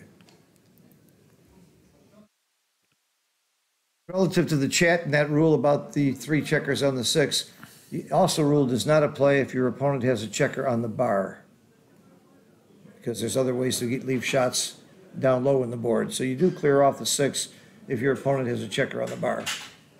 Wow, this is good. This is clear. Yep. I think minimized shots here will be right. And the 1s are duped, so it's only 1s and 3s. You can play from the 10 point. Yeah. It's 11 shots. But is it a cube? No, it isn't a At cube. this score? I think it isn't a cube. Nah, I don't know. You would cube me when we play a match? Well, yeah, you especially because you're so good. I would take. Oh, I see. I thought the move was over. It was only a 1 shot. Okay, no, I thought then he it's had a a- 1 and a 3 shot. I would have Okay, cubed. then it will be a cube. Okay, I thought the move was done. Yes, he hit it. See, it was a cube.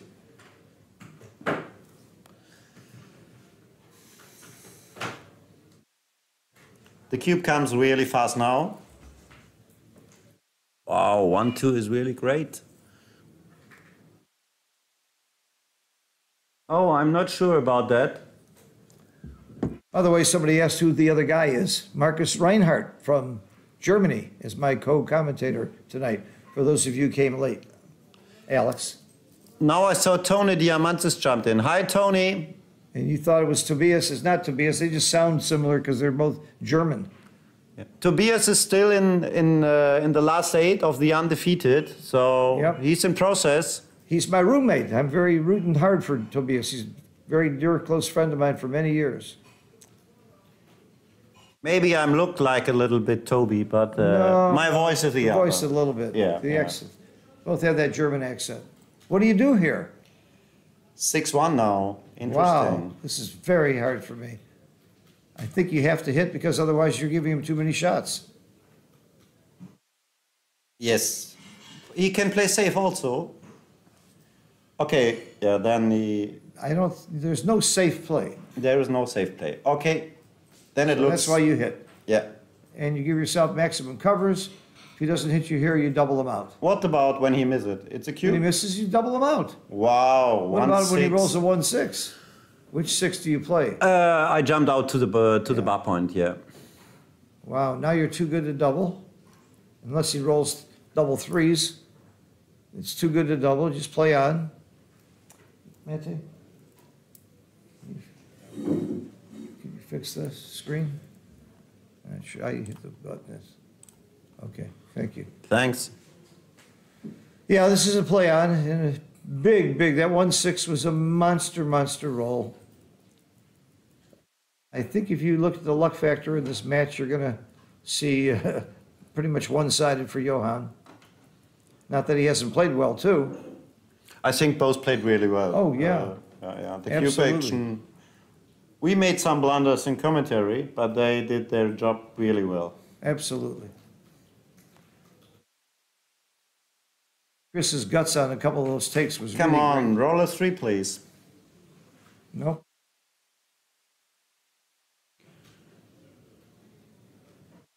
It's forced. Yes, it is Marcus Reinhardt. No problem, Tony. Tony and his wife are two of the more interesting, fun people in backgammon. And shout out to your lovely wife who won the ladies' tournament in Monte Carlo this year. Yeah, he did a great job in Monte Carlo, and I missed Tony and Mary, his girl. Oh, it's his His girl. wife. Oh, his wife, yeah. Mary. Maggie. Maggie, Yeah, thank you. Yeah. So 5-1 to play. Interesting idea to clear the 6 point now, yeah, because this is again the point we want to clear. Yeah, there are so many gammons. Yeah. For the future, it looks really good. I like this play. And double six isn't even a joker. It doesn't even kill him. Tony, you asked you for coming to Los Angeles. It's one of my favorite tournaments in the world, but this year I have to be in New York, and I'm going to end up staying in New York for the New York tournament. But I love Candace's job in the California tournament. She does an amazing job. There's a three. Sorry to miss it. Yep, the three was very big. It's still going to be too good.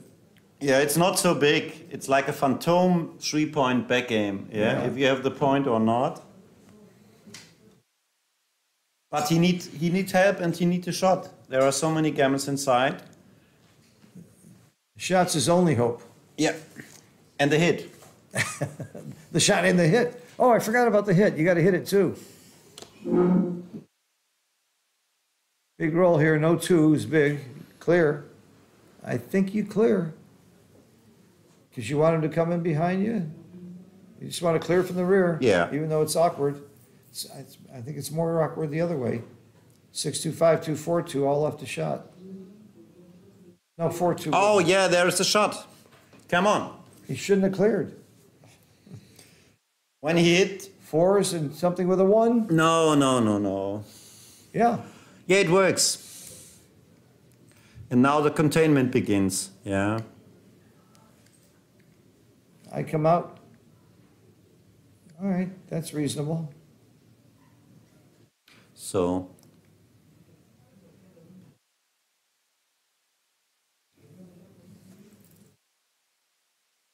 We have a game.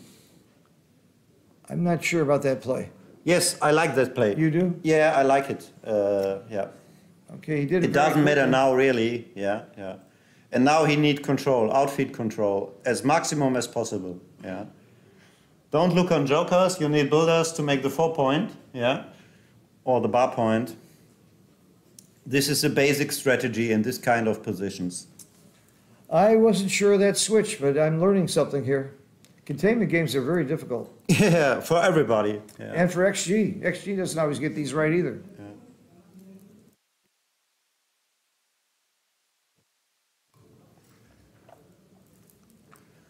This looks good for me. Yeah, now you see the outfield control works. Yeah.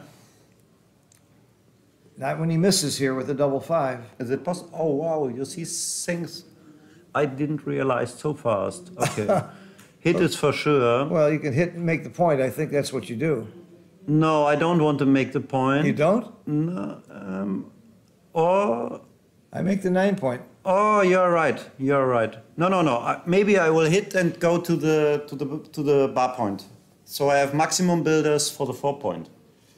And the bar point could be interesting when you jumped on with a 1.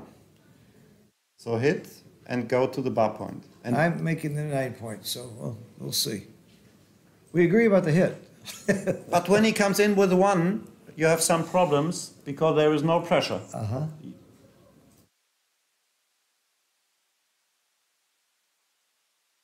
It's another play. Okay. It's reasonable. Yeah, for sure. That's more along the lines of my... But in that case now, you see, yeah, you need more builders for the 4-point. This is the next point. So don't be afraid at that score. Yeah. How many checkers he had off? 6. 6, yeah, so. Well, you're right. When he comes in on that ace, you wish you'd had the bar point now. Yeah. If you'd have slotted it, you would have made it. Your strategy certainly would have been better than this. I'm not sure, but that is a point I think about. Yeah. Yes, jumped out and outfield control.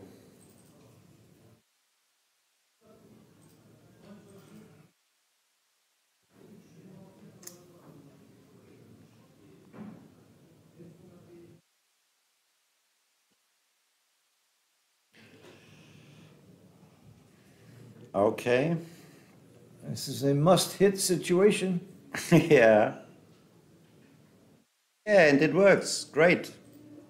And the cube is still in the center. That's an interesting place for the cube right now. No, it's too early for a cube. Yeah, I understand, but it's just absolutely. It's available to both players is what's interesting.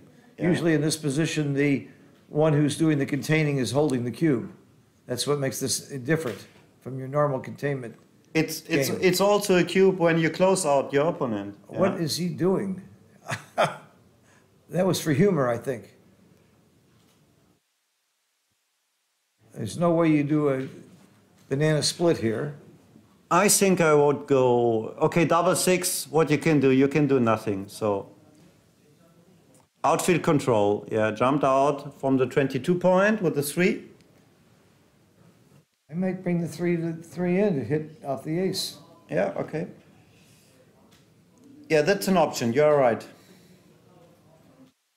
I'd like having a checker on my 6 point now. I'd hit him with a 5. Really difficult, these containments, yeah. Yeah. 6-4 doesn't hit or make a point. So it's time to put in one checker, yeah? I would have last time. Yeah.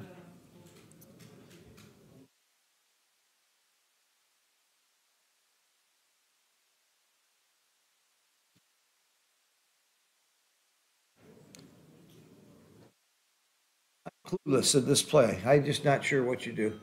It's so difficult.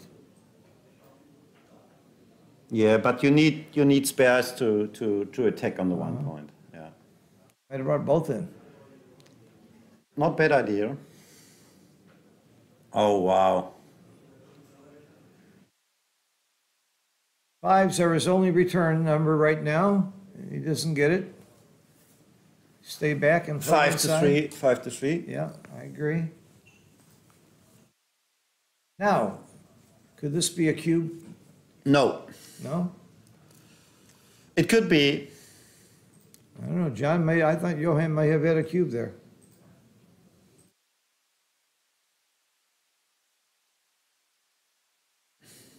It's interesting because there are some gammons, yeah? So the gammons work. I would play on. Yeah, there's too many good rolls here. Yes. Hit and take it off. Yeah. Because 2 away is really important for Johan from his side. Yeah. So Yep. the gammons has big profit. Absolutely. Oh, this went very, very well for Johan, which is the story of this match. Maybe it's a story of the tournament. Yeah. He's in a really good position. Yeah. And he's a strong player also. Sure.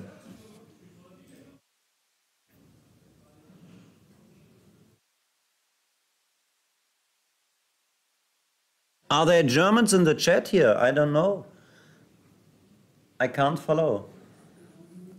I missed my glasses, so I can't read the chat. Are there Germans in the chat? Say something. Klaus Bergmann. Hello, Klaus. Okay, I think there is a break now, or what? What do you think? Or they continue? They continue. I know if I was Chris, I'd take a break. Yeah, me too. 2 away, 11 away. Not really a comfortable position to be in. But you can double faster when you're giving your opponent a dead cube. So Chris can double a little faster here than normal, even though 2 gives him the match. The fact that there's no recube and just losing 1 point is pretty disastrous anyway.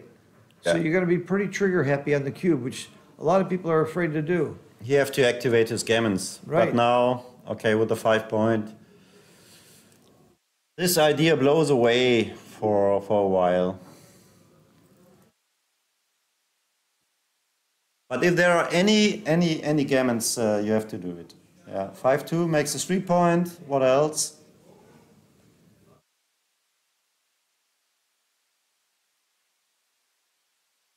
Three one, not the best roll. Jump up. For lack of anything better, you jump up. Yep. Wow, double 2 is interesting. Yeah, and the 11 point. Yes. Gammons count for the match. Yeah.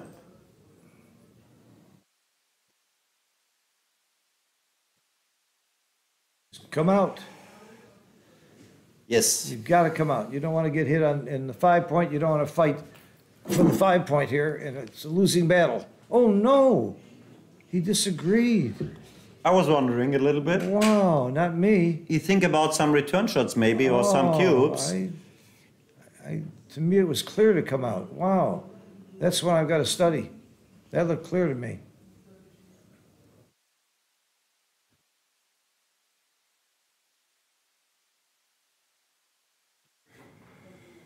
Safe play is no option.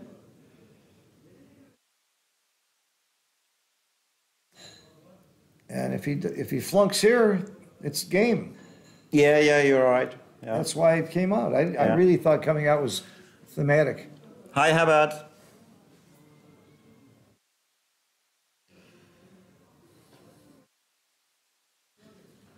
Yeah, and we have two other players from Germany, in the last 8. It was Tobias Hellwag and also Thomas Kasemi from Hamburg.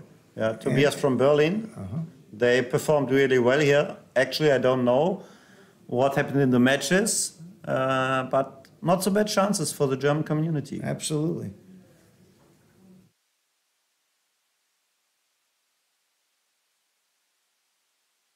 That's a big 4. And the 5 is down or in. And the fine 5. Not so fine to play deep. But, Yeah, I would have come down, I think. Really? Yeah. I would give up the midpoint there. Interesting. Ooh. Wow, 1-6. 1-6 is interesting. I hit outside. Yeah, what else? What else? Come on. You got to get the checker out. Okay, you can make a 3-point board, but you give your opponent a free roll and play really active. Yeah, I think you got to play out from the 24. I like your play.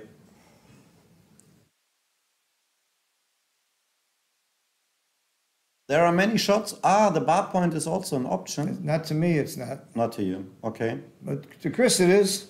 Okay. Playing for structure. Double 4. Wow. Double 4 hits or just comes out. Comes out with all 3. It is interesting. The hit is more gammonish.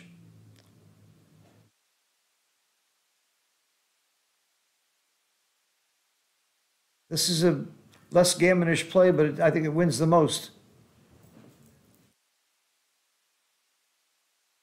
At this score, winning an undoubled gammon wins the match. That's a reason to hit. Maybe you count the race. I count around, let me check, 121 must be for white, so he has also an advantage in the race, yeah. It could be a game plan.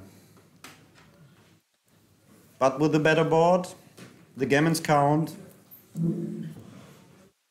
It would be my play. Yeah, the gammon value isn't as big as you think because just winning 1 point is very big also. I like that play. I like that play, I do really. too. I do too. I didn't see it, but... It's the first play I saw. I usually see the hit first and then I look around. you have a little bit more experience than myself. No, it's not experience. It's just my nature. Thank you, Paul. That's a good compliment to hear that the commentary is not so bad. Is it a compliment? It might be a compliment.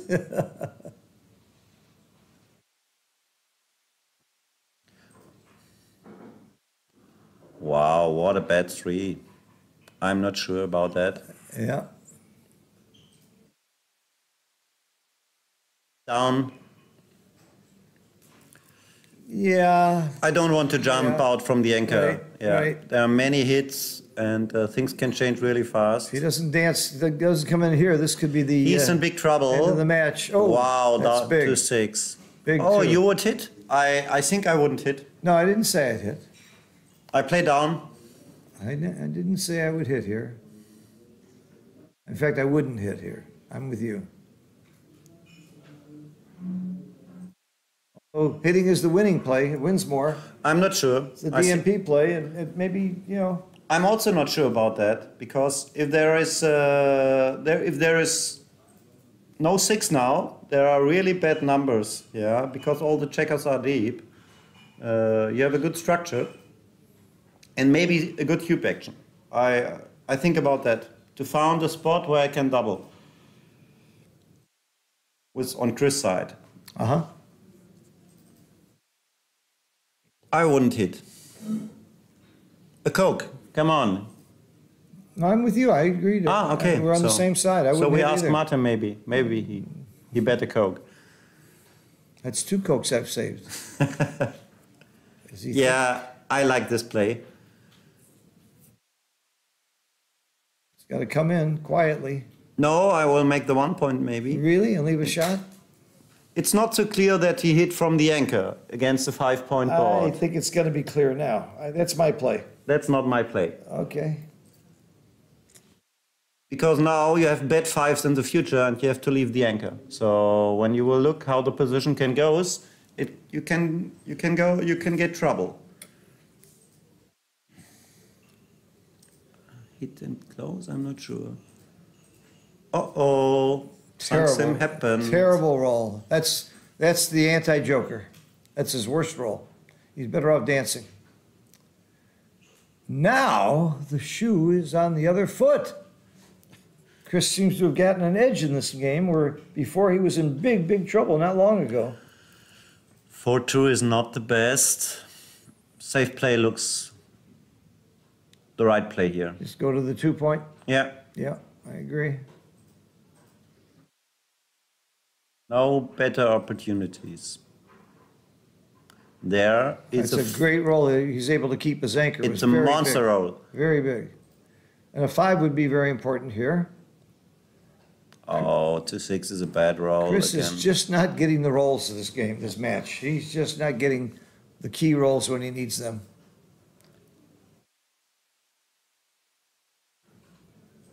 This is creative and probably right. I like it. Really interesting, yeah. Isn't that hit? Am I missing something? It hits. So hit. It hits. Yes, it hits. So what else are you going to do? Hitting is fun. There. Okay. So you like the fun side, yeah? Yeah. We came here to have fun, didn't we? I didn't see another play. Come on, perform, please. Oh no. This game is now swung again. Make the 1 point. Of course. The ace point is right, yeah? Yeah. And come out. That's it. Come out. He can win a gammon. He can win the match here. If Chris doesn't anchor or come in right away with a 2 or a 6, it could be the match. He's favored to come in with a 2 or a 6. He did with both. Ooh. Yeah, he may have to make the anchor, yeah. The 6 is ugly though. Yeah.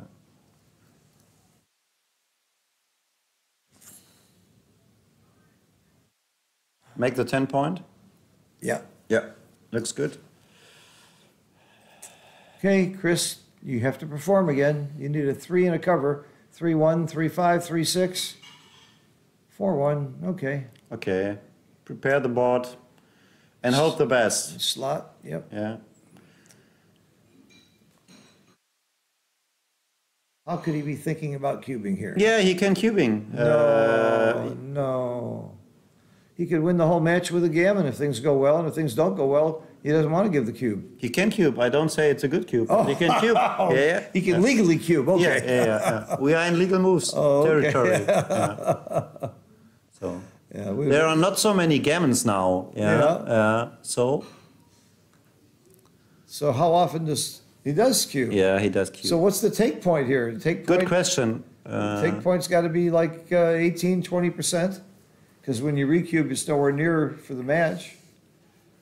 Does he have? Yeah, but when you pass, you have it's 1 away, 11 away. Yeah, 1 away, 11 away. I don't know. It's maybe near 5% or what. Yeah, but remember, when you recube to 4, you're not winning the match. It's not. You're doesn't right. work that way. Yeah. So 5% is not his take point. His take point's. No, you are right. You are right.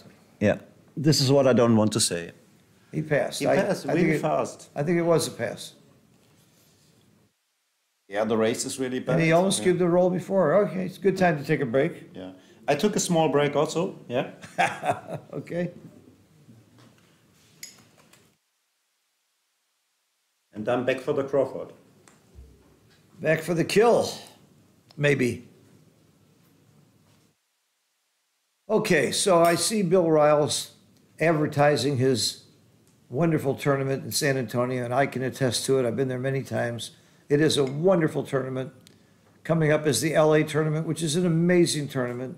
I'm going to the New York tournament only because I can't make LA, and I've got some commitments to have to be in New York. I'm doing a lot of business in New York, a lot of lectures and teaching and games and so on. And I love New York. I'm spending about half my time there. So I'll definitely make the New York tournament January 3rd. It's the largest in the U.S. But there's so many great tournaments all over the world. I wish I could do nothing but make it to all the tournaments. And I don't want to do commentary only. I like to play too, but I'm having fun doing both.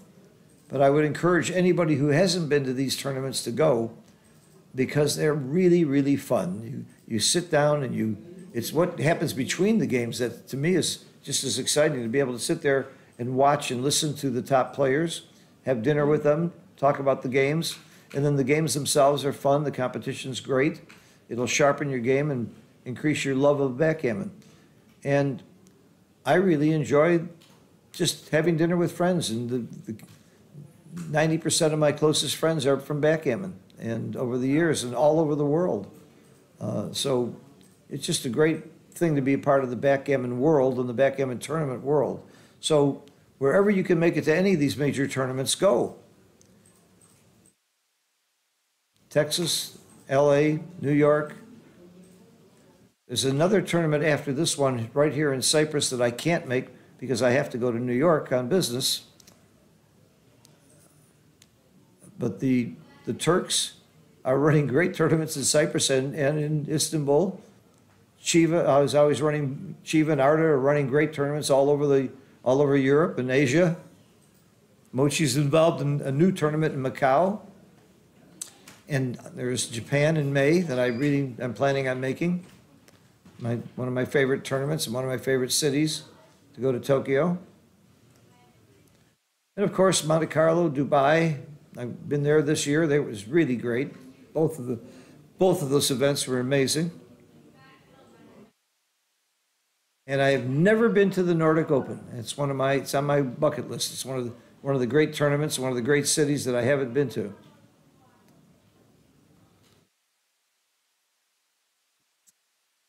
One away, 11 away, 3.4%. Yeah, it sounds about right. Which means that game ain't over.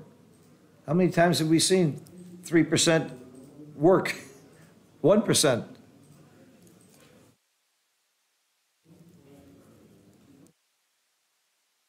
I was losing, actually, not this score, but a very similar score against Malcolm Davis in the semifinals of a major tournament. We were playing to 11. He had 10, and I had 2. And I lost.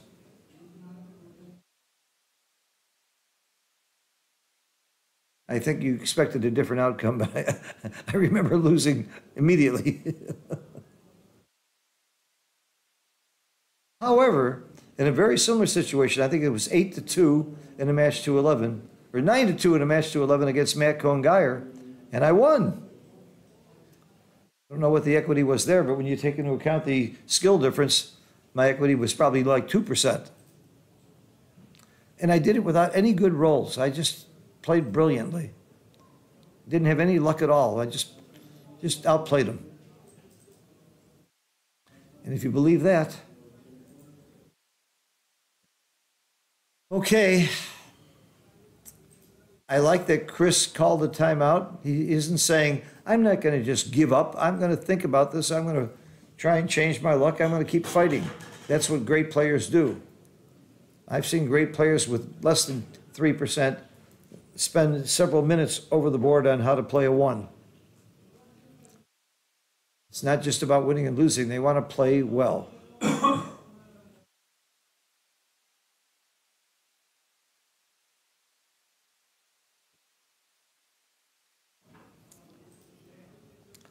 Chris is back and ready, waiting for Johan.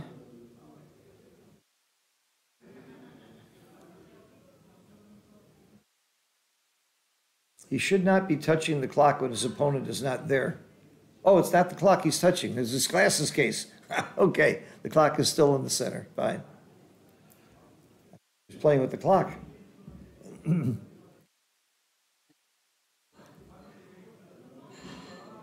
There's Johan with his cup of coffee or tea and his headphones. Headphones are legal if your opponent agrees. If he doesn't like it, you can't wear them. Because some people are suspicious about what you could be hearing, or somebody could be transmitting to you, especially when you're being streamed and somebody could be sitting there live giving signals. But it's happened in chess. It's happened in any place there's a way to cheat and there's money involved, people will cheat. But very little of that is happening in the world of backgammon. It used to be war. I must tell you, there used to be a lot more cheating going on years ago, but it's pretty much cleaned up. The ethics are very, very high in this game. But still, like my granddaddy said, trust everybody but cut the cards. Okay, this is a Crawford game. For one game, there can be no cube because it's 1 point away from winning the match. After this, there'll be a cube on the first roll every time if Chris wins the game.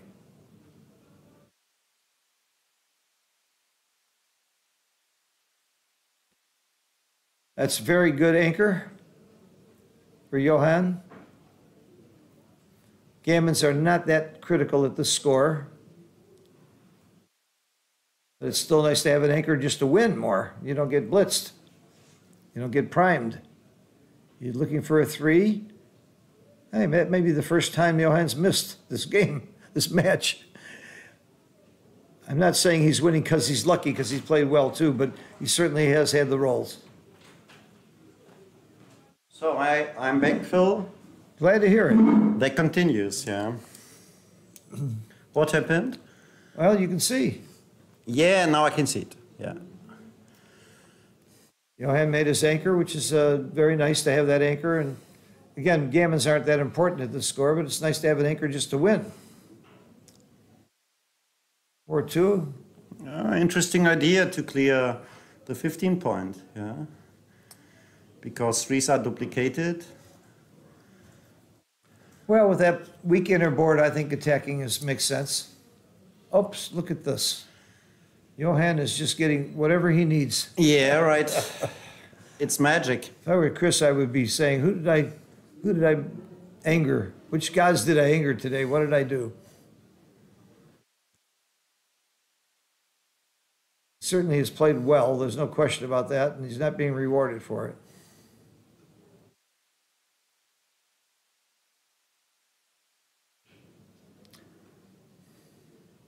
Double 2 is a great roll. Make the 4 point. Yep, make the 4-pointed hit. There we agree. That was a great roll.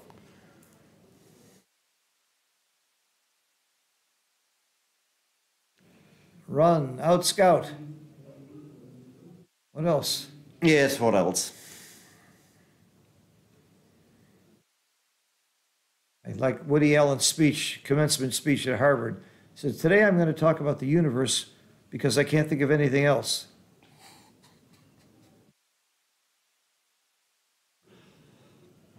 There's nothing else to do there, so you do it. Interesting. Maybe I would slot the bar point now. It's good for the future. Yep. And the point where we can And the fewest shots. place our checkers. Yeah. And of course, he gets away with it. Okay. Okay, Chris has finally got a game that he can't lose. You believe that? 4-1. Clear the 8-point. Do you hit? If gammons mattered, I would hit, but I don't think they matter. No, he's in DMP mode. Yeah, I think you clear the 8. Yeah.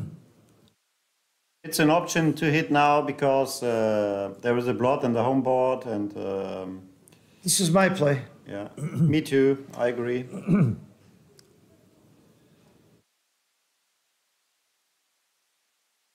Slot? Slot. Yes, slot. Slot is good. Oh, no. Why? In most of the cases, you make 1 point now. Yeah. thinks he might get a shot this roll, so he doesn't want to slot.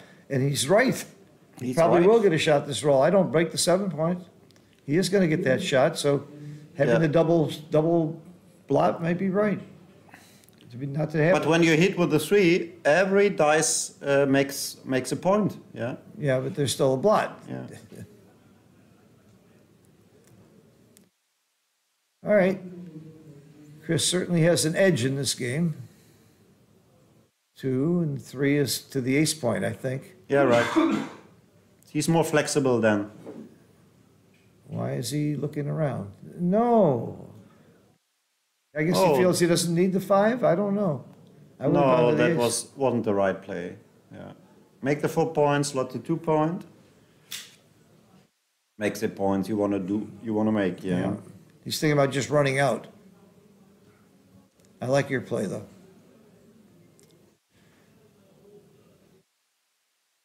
6-2 is ugly.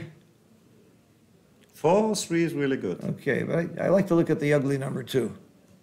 Just it's fun. I'm coming out. Oh, okay. Coming out helps to clear the point with some hits. Yeah. 5-4, is it right? I think it's the right time to volunteer because of the 2 blots on the inner board. Yeah. Pay now, we called it. And there's a saying never volunteer also, but I think you do volunteer here. And he's not. Okay. He could be right. No, I would clear the point now.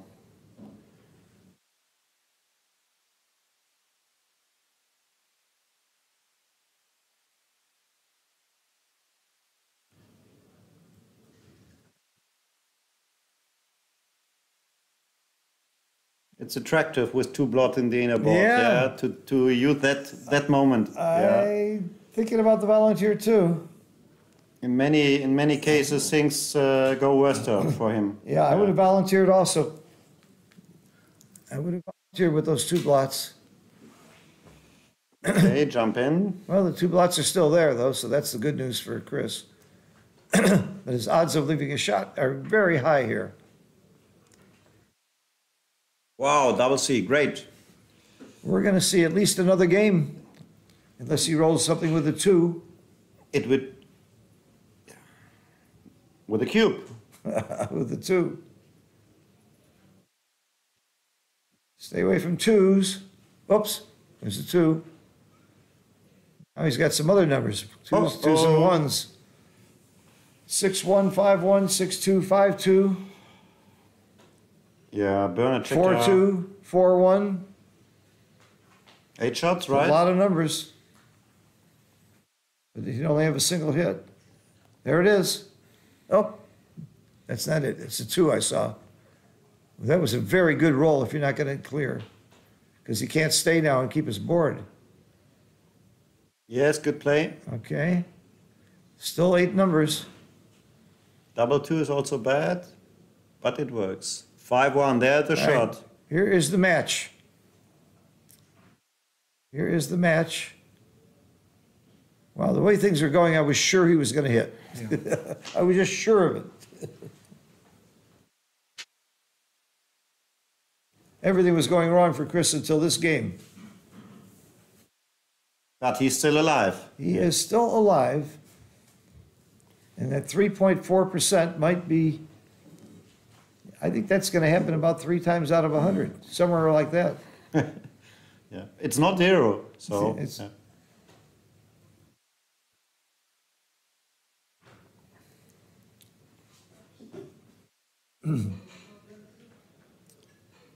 Where did the fat lady sing saying come from? I'm going to have to look that one up. I want to see the history of it's not over until the fat lady sings. Maybe they're- Okay.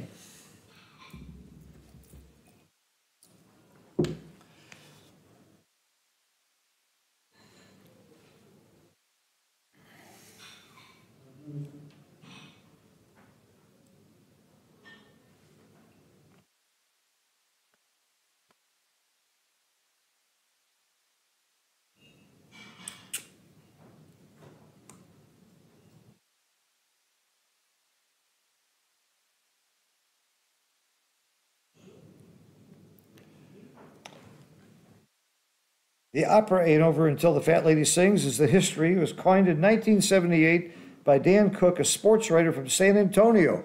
That's where that saying came from. Okay.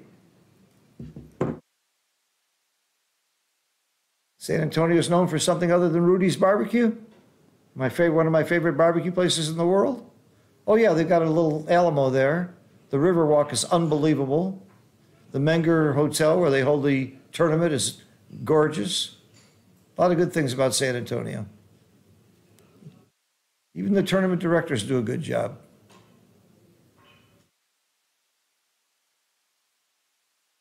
Okay, that's the free drop theory.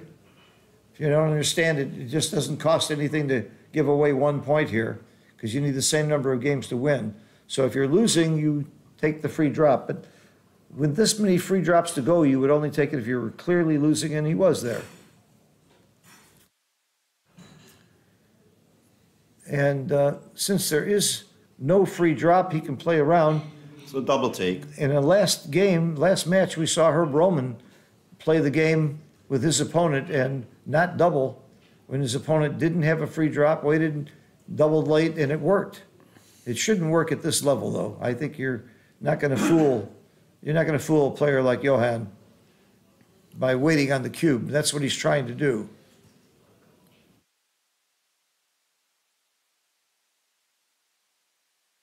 Something under 10%, yeah. Okay, now there will become the cube really fast with that board. For 5. Did he wait too long?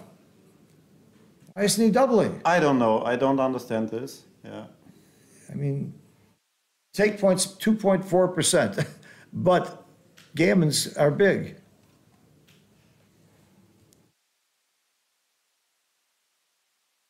Okay, play safe.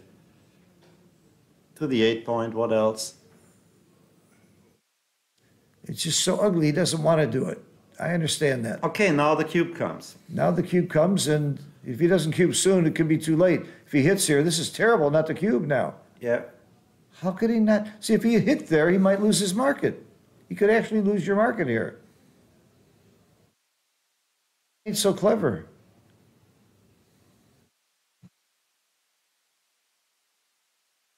Oh, interesting. I will make the 2 point And slot the slot. street. Sure, Yeah, sure. yeah.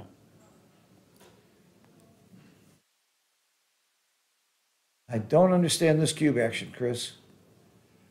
I don't understand it. So hit.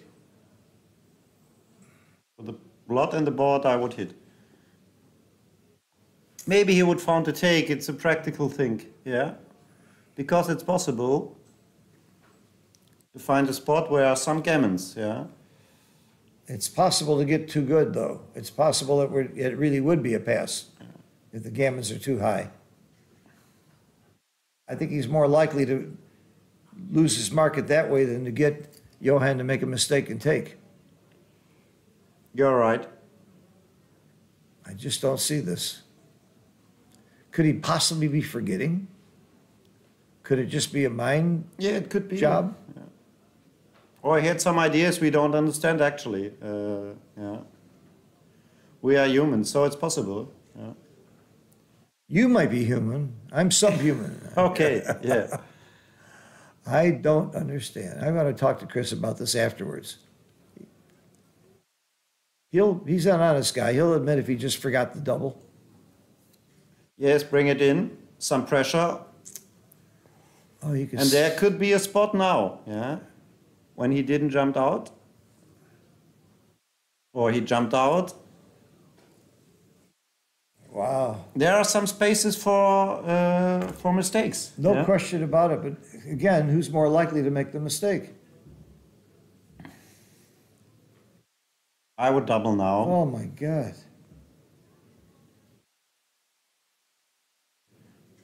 I guess he's thinking about it. Why? Wow. I don't understand this.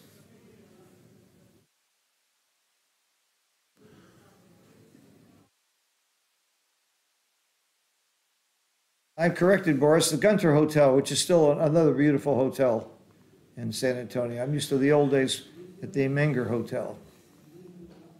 Thank you, Boris. Boris, I'll see you soon in New York.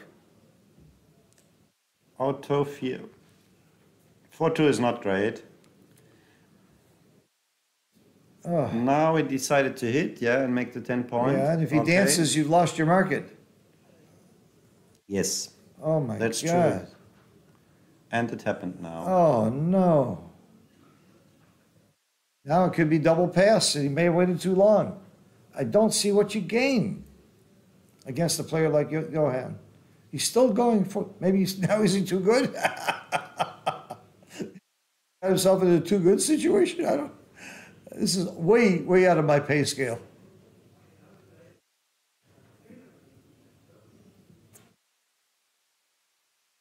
Okay. Oh. And yes, right. Now he double. Oh, that comes really fast. Okay. But he found the take. Again, his take point's about 2.5%.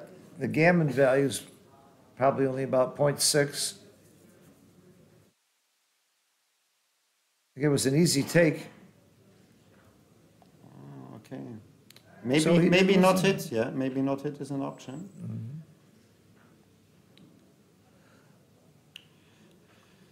Big moment.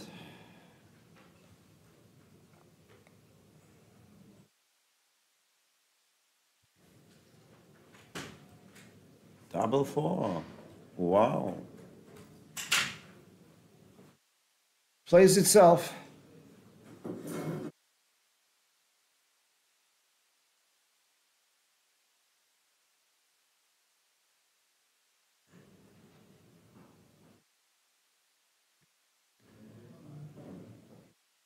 That plays itself also. Yes.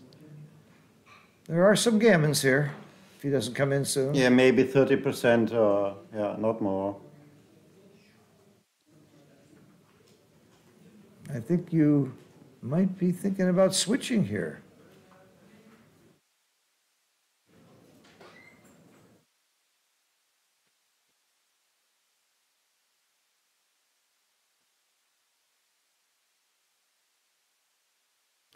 A gammon would really helpful for Chris, yeah. Oh, yeah. So it makes it more interesting for us. Come on in. The water's fine.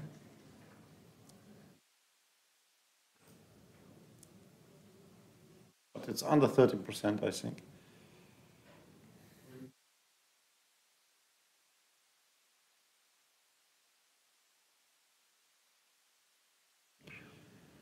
Oh, he stayed in. Look at that. He's not afraid of gammons. He stayed in for the win. Yeah, why not? Well, I thought maybe there'd be some gammons by staying in. There's not that many shots.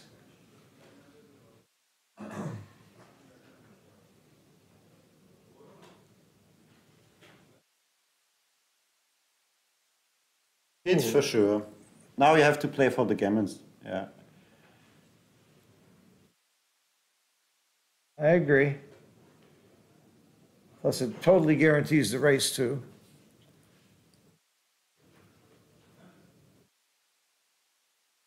Yes. Good roll. Great roll. 2 roll. No 2, he's thinking. No 2.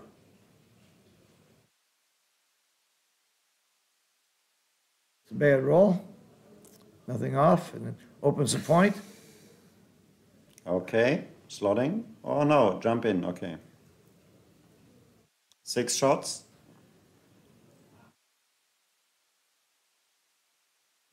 Wow, good roll. That's my play. Continue. I play for the gammon. You take 2 off? Okay, this is hyper gammon. He could have taken 2 off. Yeah. I don't think there's enough gammons to warrant that play, but I could be wrong.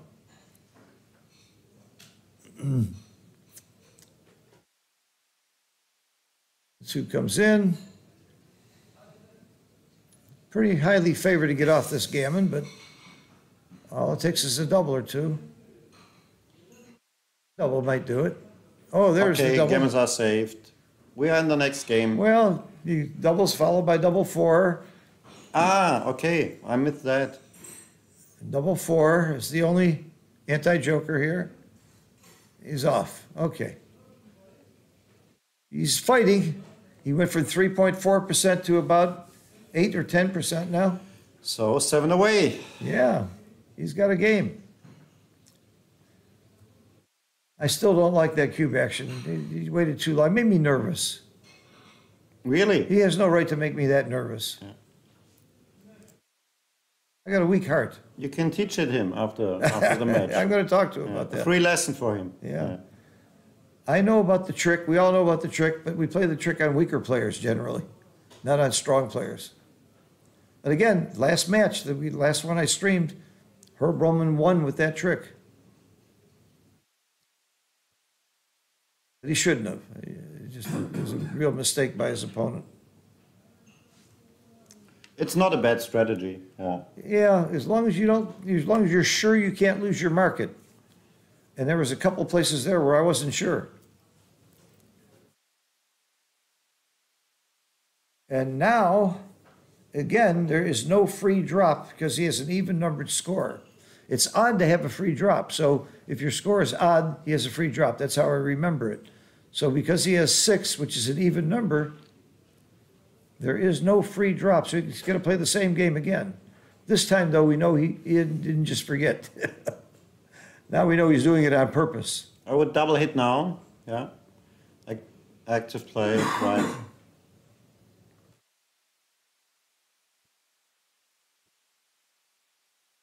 For 1. Good shot. And maybe the cube action comes soon now. Yeah, 2-6 is a bad roll. Phil, what's about now? Plays on too good He again? plays on. Okay.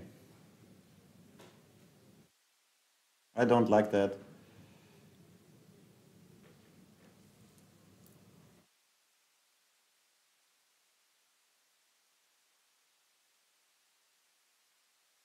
There's the anchor. 4 goes in. Ah, hitting is also an option. Okay. Okay, why not? Understandable.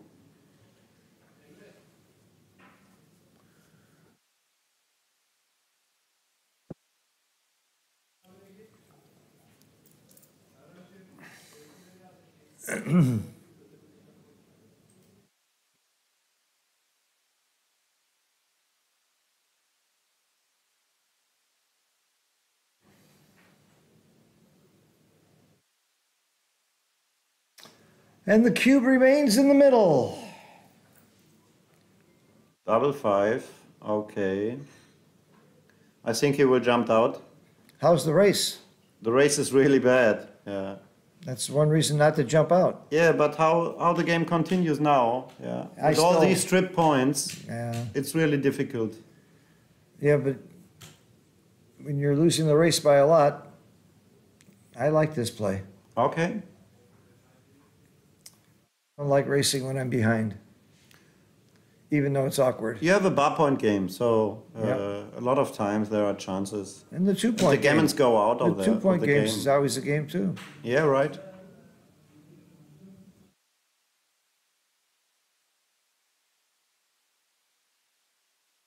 But you need checkers to play. Yeah, now this is a very bad roll. This destroys his board. Are you going to double yet? Come on, double. There you go. Thank you. And like we said, it's almost always a take, unless the gammons are really, really high. Interesting. Yeah, that's not bad. Bad 6s now. You can And call there it is. He hits. Wow. That's not the bad 6. That's just a 6. That was pretty good, actually. Unless he performs. And he does. Ooh. Must hit. Sure. All in. Absolutely. All in. And, 5-2 is a great shot. yep. Now he's going to dance. The way things are going for Chris, I would expect him to dance here. You are right. And he comes in, supposed to come in 75% of the time, but the way things are going today, you know he's dancing. Hit and make the 5 point or switch. I make the 5 point.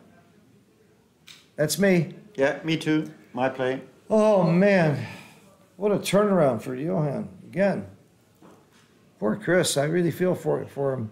Not that I'm rooting for either one of them, but it just seems like he's played so well and so courageously and everything goes wrong. But it's not over, yeah? One hit can turn around again, yeah? A 2 would be big here. He got it. He got it. Nice call. Okay, jump out. Good. He needs more. He needs to come in soon, 2s and 4s. He's favored to roll them. There he goes. He's coming, fighting back. Don't you know when to give up, Chris? I like that he's a fighter. Ooh, this is really interesting. I will jump out with a 6 and go to the 18 to the midpoint. I would come out with both. No, I don't want, because next roll you have to open it. You're right. It's too hard to come off of it. You're right. I think the 17 point is a little bit better. Oh, you need to perform better, Chris. Oh wow, that is a great roll. Now he's really under pressure. Yeah. And he dances. Oh, poor Chris. I feel for the guy. I feel for anybody who's had this much bad luck in one match. Did you step up with a 3? That's me. There is enough time, yeah. I just feel more comfortable with the checker up there. Can't come in as... Oh, there he goes. He came in with 1. Yeah, fighting for an anchor. And he's still in the game.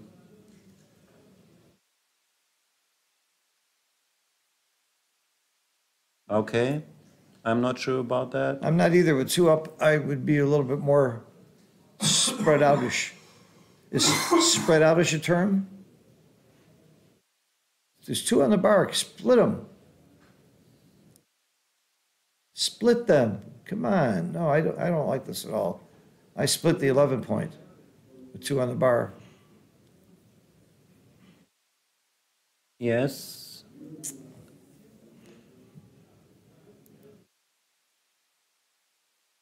Make the midpoint. Do you? Yeah. You don't hit? I don't hit. Most of the times he comes in, there are 3 blots around. It's not the right strategy, I think. What's the time on the clock here? He seems to be trying to play fast. Can you read it? Oh, no, I'm not sure. Okay. It looks like he's rushing to play. I wish I could read the damn clock.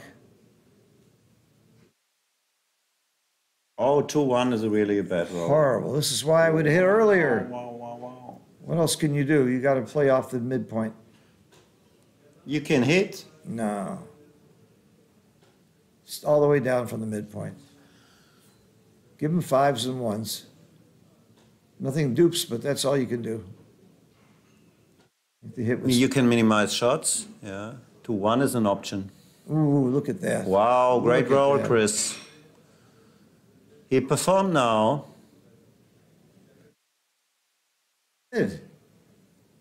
He's got a great game now, especially if he hits again, and he does. Yeah, slot the bar. Absolutely. Great game for Chris. Wow, he's back in the match. You win a gammon for 4 points? Be 12 to 10? Oh my God. This could really, at 3.4%, starting to look pretty big. Oh no, I don't lift that. I need that point. I don't like that at all. I would have left that bar point slotted. Oh, wow. 4s. What a turnaround with 3 checkers on the bar. Yes? And he rolls the 4. Come on. No. Hit it on the 18 point. Sure. Yeah. He's thinking about hitting twice. There is merit to that. I Against can the see 4 that. point board, the hit is really dangerous. Yeah. I did not like his clearing the checker off the 7 point. 6 jumped out. So the guy never rolls a 1-6. You have to jump out. Yeah. Which one? Yeah, with this one. I agree. The anchor could be important to save the gammon. Yeah. 5s and 4s and 3s all hit. And he rolls a 6-2. That also hits. It also hits. There's a lot of gammons here. Things go well. And they're going well. Wow. It will be a close match now. Oh, yeah.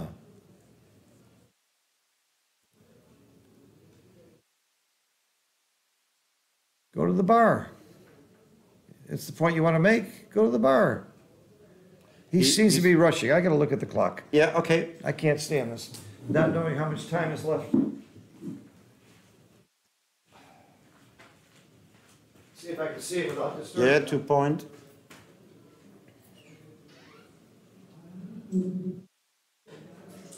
No, the clock's facing the other way, but I must be short of time. Because he's playing very fast here. It's very exciting. There's a huge crowd there watching too. They're both very popular guys, both good guys. I'm really rooting for Chris only because he's had so much bad luck this match. And I want to see a close match. It's fun. And I like working with you, Marcus. It's been a real pleasure having you here. And Thanks. I can't tell you how much I admire what you're doing in Germany for the backgammon community. Yeah, but I'm not alone. Yeah, there Well, are many other people. I have some ideas, and I have many friends who helps me. And when I did it all by myself. Nobody helped me. I had nobody help me. I had no support. It was all me. And of course, I'm lying. I had a lot of support from Perry Gartner, who was the president of the USBGF, and Joe Russell, who did a tremendous job getting the collegiate program going. But I like to take all the credit when I can, but I wish I could.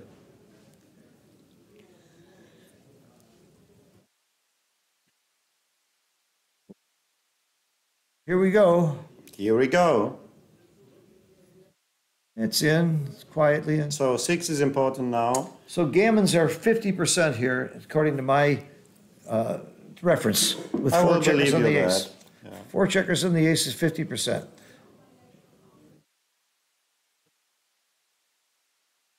15%, then 35%, then 50%. 15 with 2 checkers, 35 with 3, and 50% with 4. And no really much hope to winning that game. Yeah. And by the way, the gammons might be higher because you can be more aggressive with such a bad board on the other side. So maybe it's more than 50%. Now every roller goes up, by the way. And now gammons probably are closer to 75%. It's a good roll. Anything that doesn't leave a shot is a good roll. Because he doesn't need to. Oh, wow. Backgammons. Backgammons are an option now. Look, a big double, and he's in trouble. My God, we can go to the MP directly. Oh my goodness! There is backgammon is not out of the realm of possibility here. Look at that! He still doesn't get a checker out. One big double here. One big double, and we might be seeing a backgammon in a tied match. Oh my God! Oh, wow, wow, wow. A big double. Come on. Don't roll 2s. Well, nothing leaves a shot right now. This is good. No, it wasn't good. Got him to odd. That's not good. I moved 2 checkers. That's right. Yeah. Does not want a 2. 2, okay.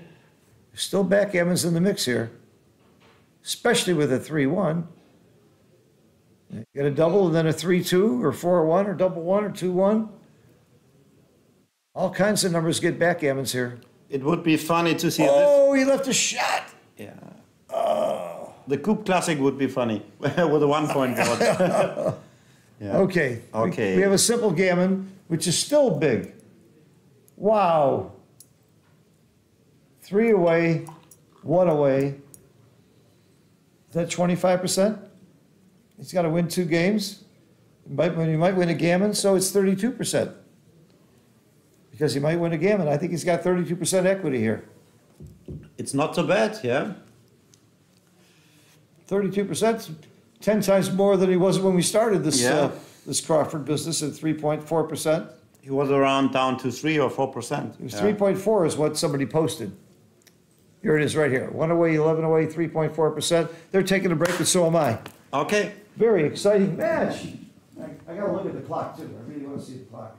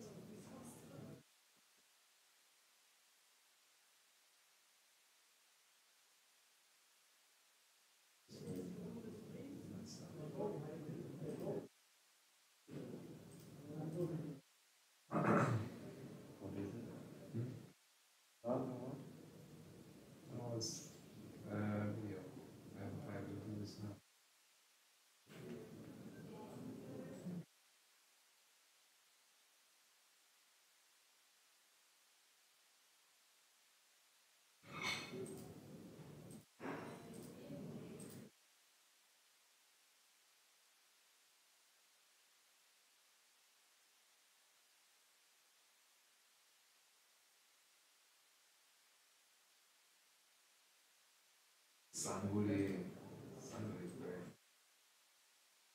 It's my favorite. No comment. No comment. Ma Sanguli Amiro? No. Second, yeah? No, it's not. That's my name. No, it's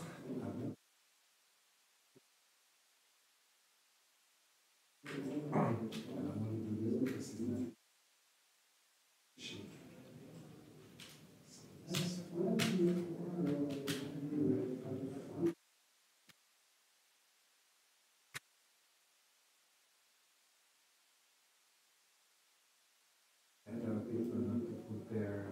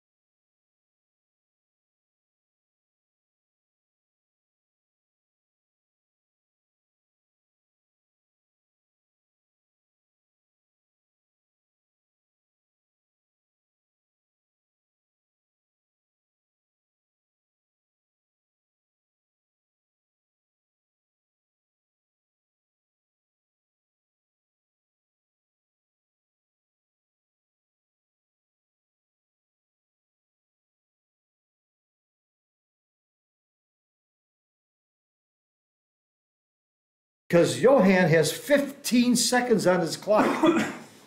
And Wow. yeah, and that's a monster. Chris has a couple minutes, which seems like forever compared to 15 seconds. So with a 12-second delay, he's got to play speed gammon, total speed gammon from here on out. And if I were Chris, I would complicate the game as much as possible. I'd play back games. I saw Mochi have an opening 6-1 in a situation like this, and he double slotted on the opening roll. It was in San Antonio in the semifinals against Ron Lareo, and I got to play the winner. And Ron did win, but Ron had 3 seconds on the clock, so Mochi slots with a 6-1 opening. So you want to play the clock. 15 this seconds. This is a small prize. Johan burned a lot of time at the beginning of the match. Yeah. Yeah, remember we talked about that. I couldn't Yeah. believe he spent that much time, and you said, well, he's a very methodical player, but leaving yourself 15 seconds when the whole match is on the line, that's not what I call smart. That's not good clock management. Chris now is in a really good position, so Yeah. he can play the clock now. Yeah. And when things go wrong, he can double most of the time. And Double again, six. there's no free drop here, so he can play. He's playing the game. No, Here he goes. I think this is a drop. You think it's a drop? It's a drop, yeah. Maybe. I don't think so. I'm taking it. He didn't have much time to think about it. Yeah. I would have Maybe taken it's it. not a drop, but it's not so easy. No, Because, I think you had to take that cube. yeah. You drop, it's DMP. Now, Yeah, but there are as some long as he gammonses. doesn't get gammon. Yeah, but I don't know if there's enough gammons. Okay. Could be say, right. Let's say that you end up with an ace point game. That's 15% gammons. Yeah, but it's not a normal ace coin game. He had an anchor and you are too fast. Could be a problem. There are many blots you can catch more blots and the gammons go higher, yeah? Because the position is really, really strong. So make the 4 point. Wow. Chris is looking very good here. He's the favorite, especially with the time settings. That's a good point. When you consider the time settings and the position, I would make Chris the favorite in this match now. I agree with that, especially if he can roll a 3 here.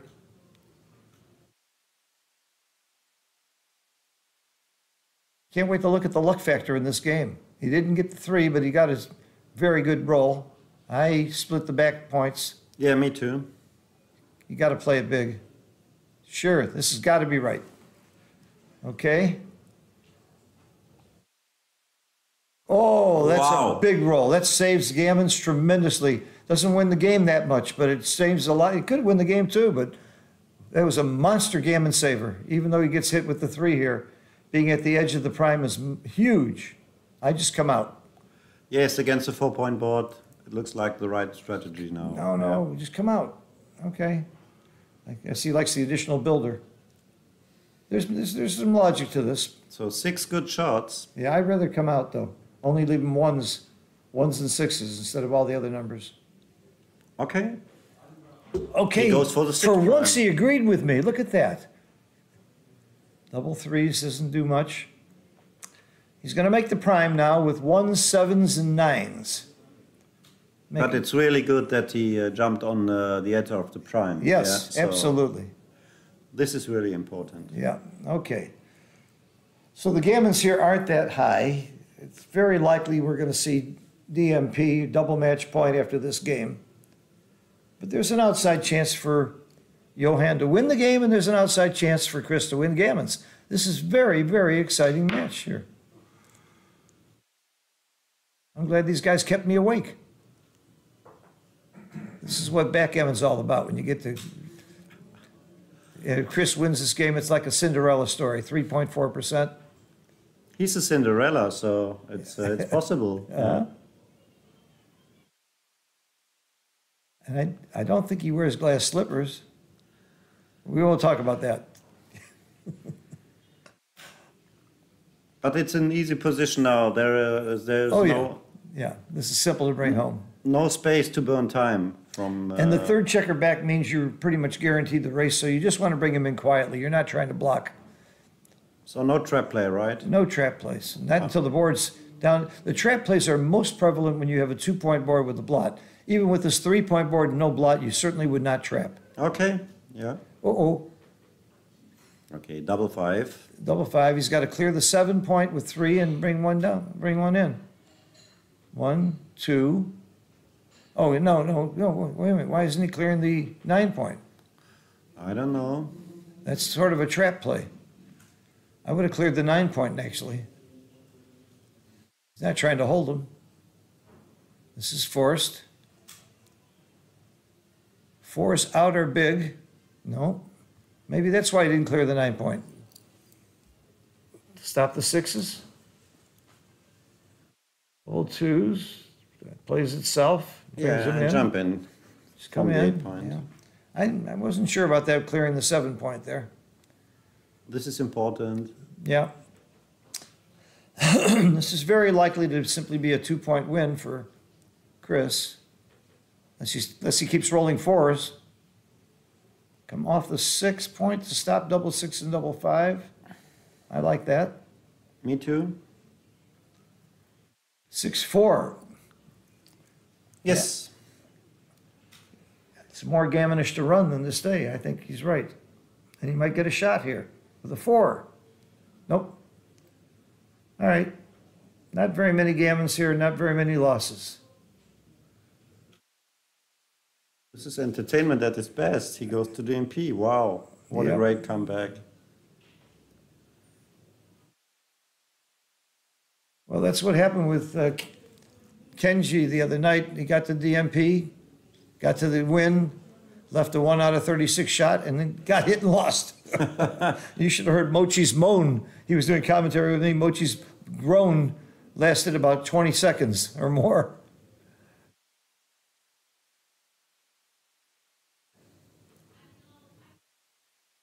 Old Kenji, I told him, you're 28 years old. This is going to happen to you even more. Rubbing it in a little bit. Good roll. All right. No shots. A shot could be changed something. Yeah. You stay? Yeah, I stay. Why I not? stay. No. No, there are not so much gammons. 6 shots is possible. Yeah. But if you get the shot and you hit it, you might not win anyway. So running is reasonable. Okay. It was very reasonable. So we are in DMP. Remember, he's got 15 seconds on the clock too. He's got to move these. He's got to come to these decisions quickly. Yeah, understandable. It had to be close whether he ran or not. Okay, now just concede so you don't have to use your clock time. Just Wow. concede. Just give up. Why is he rolling? I would just concede. He did. Fine. That's the right play. All right, we're at DMP, double match point. Whoever wins this game wins the match. What's the strategy at DMP? Can you tell me? To win. I think to win is a good strategy. Okay, you're right. It sounded like a silly answer, but it's the right answer. You don't care about winning gammons, you just care about winning the game. So now, then- what's the number one strategy when you want to Yeah, just so win a game? gammons didn't count, so you have to find the moves who wins the most of the games. Yeah, this is a basic idea and a basic strategy. All right, what I'm getting at is something else, though. Your basic strategy is to race. Racing is your number one game plan, and as long as you're winning the race, that's all you want to do because you don't need to prime your opponent or hit your opponent. If you're not winning the race, then your strategy is everything else. Yeah, okay. Block, hit, or whatever. But you start out with one thought in mind. How can I win a race? Run. That's right. It's okay? That's Yeah. right. It's okay. Wow, they shake hands. Great, great gentlemen. Well, great no, sportsmen. that may have been a hedge. I'm serious. That shaking hands might have been more than just good luck to each other. That might have been, it's a deal. This is when you talk hedging, because there's big money involved here. And, They made a deal just before the match, so well, it's relaxed for both sides. you know what, but you make a new deal at a double match point. Yeah, okay, all right. You make a bigger hedge, because it's just so much more luck here as who wins. So like at the beginning, if I hedged 20%, now I would be hedging 40% or 35%. Okay, So he raced. Now you're losing the race. Chris wants to hit, and he doesn't perform, but he makes the 11 point.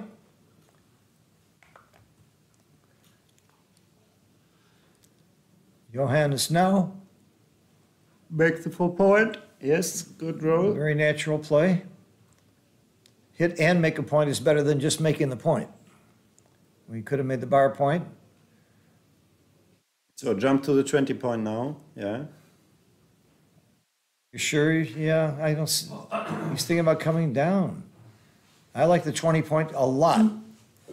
I'm with you. And it's a more complicated game. I want to complicate the game when my opponent has 15 seconds. The opponent has split now, so I think. to find the split is the right, Good the play. right play. Good play.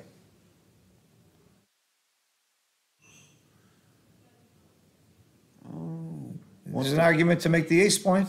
He does. Again, he doesn't have much time to think, and I don't think that's a bad play at all. Yeah, to stall him a roll, yeah.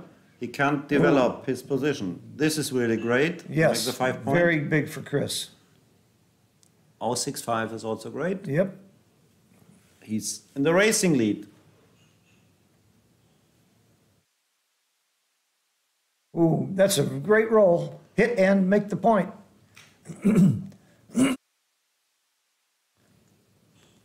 1-6 comes out. Yep. Playing with one blood is good. 6s, 4s, and 1s. 4-1. It's 4-2. Oh, 4-2, okay. Yeah. 4-2, I didn't see the... It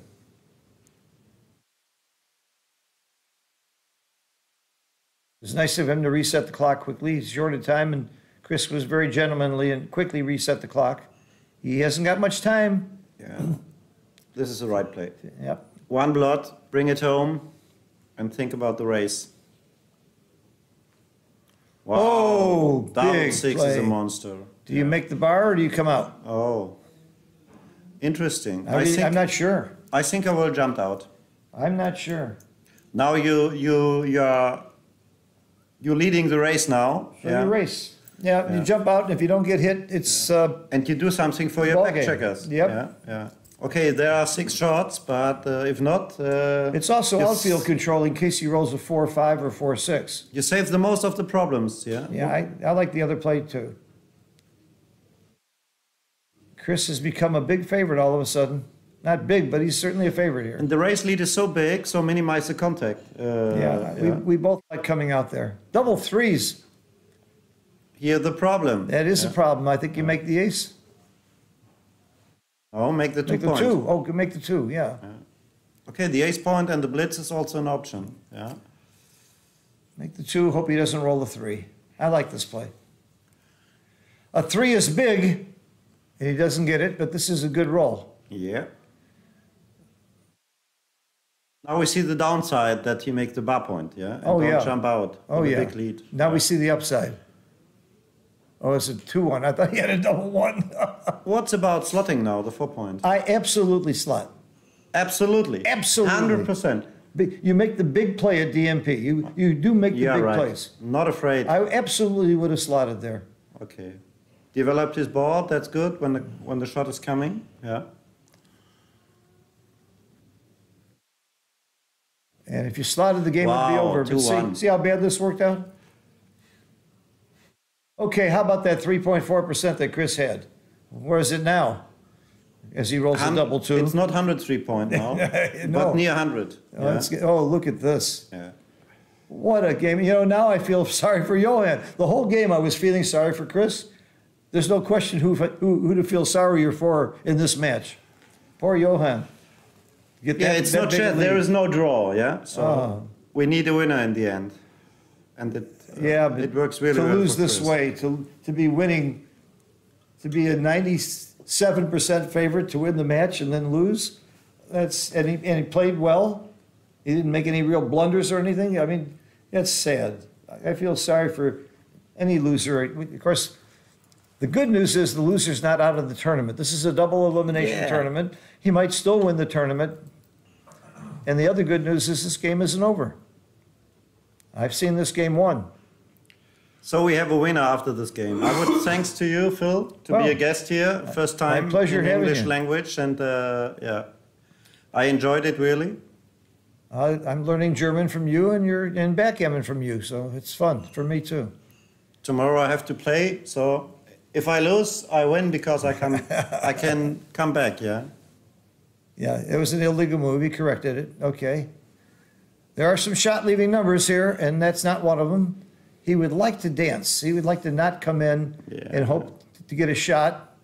2 high numbers here, 6-5, 5-4, 6-4, double 5, double 6. That's a good roll. That's not a shot-leaving number. Thanks to the chat. Yeah, and thank you, Alex, for some very good comments. Bill Riles for your comments, Boris. So it's near 100%. Yeah. Wow, that's a good roll. It saves you. What a match. What a play. Chris showed something there. He never lost his composure. He kept fighting no matter what. Dancing is so important now. A lot of people have been so depressed by the bad luck earlier in the match, they wouldn't have even thought. Very good match. Very well done. I'm going to go congratulate Chris. In the meantime, join us tomorrow at 1300. We're down to 4 players left undefeated. We're going to have those matches streamed, and then we're going to get to the finals. I guess that's a day later, though, right, Mate? I don't think the finals will be tomorrow.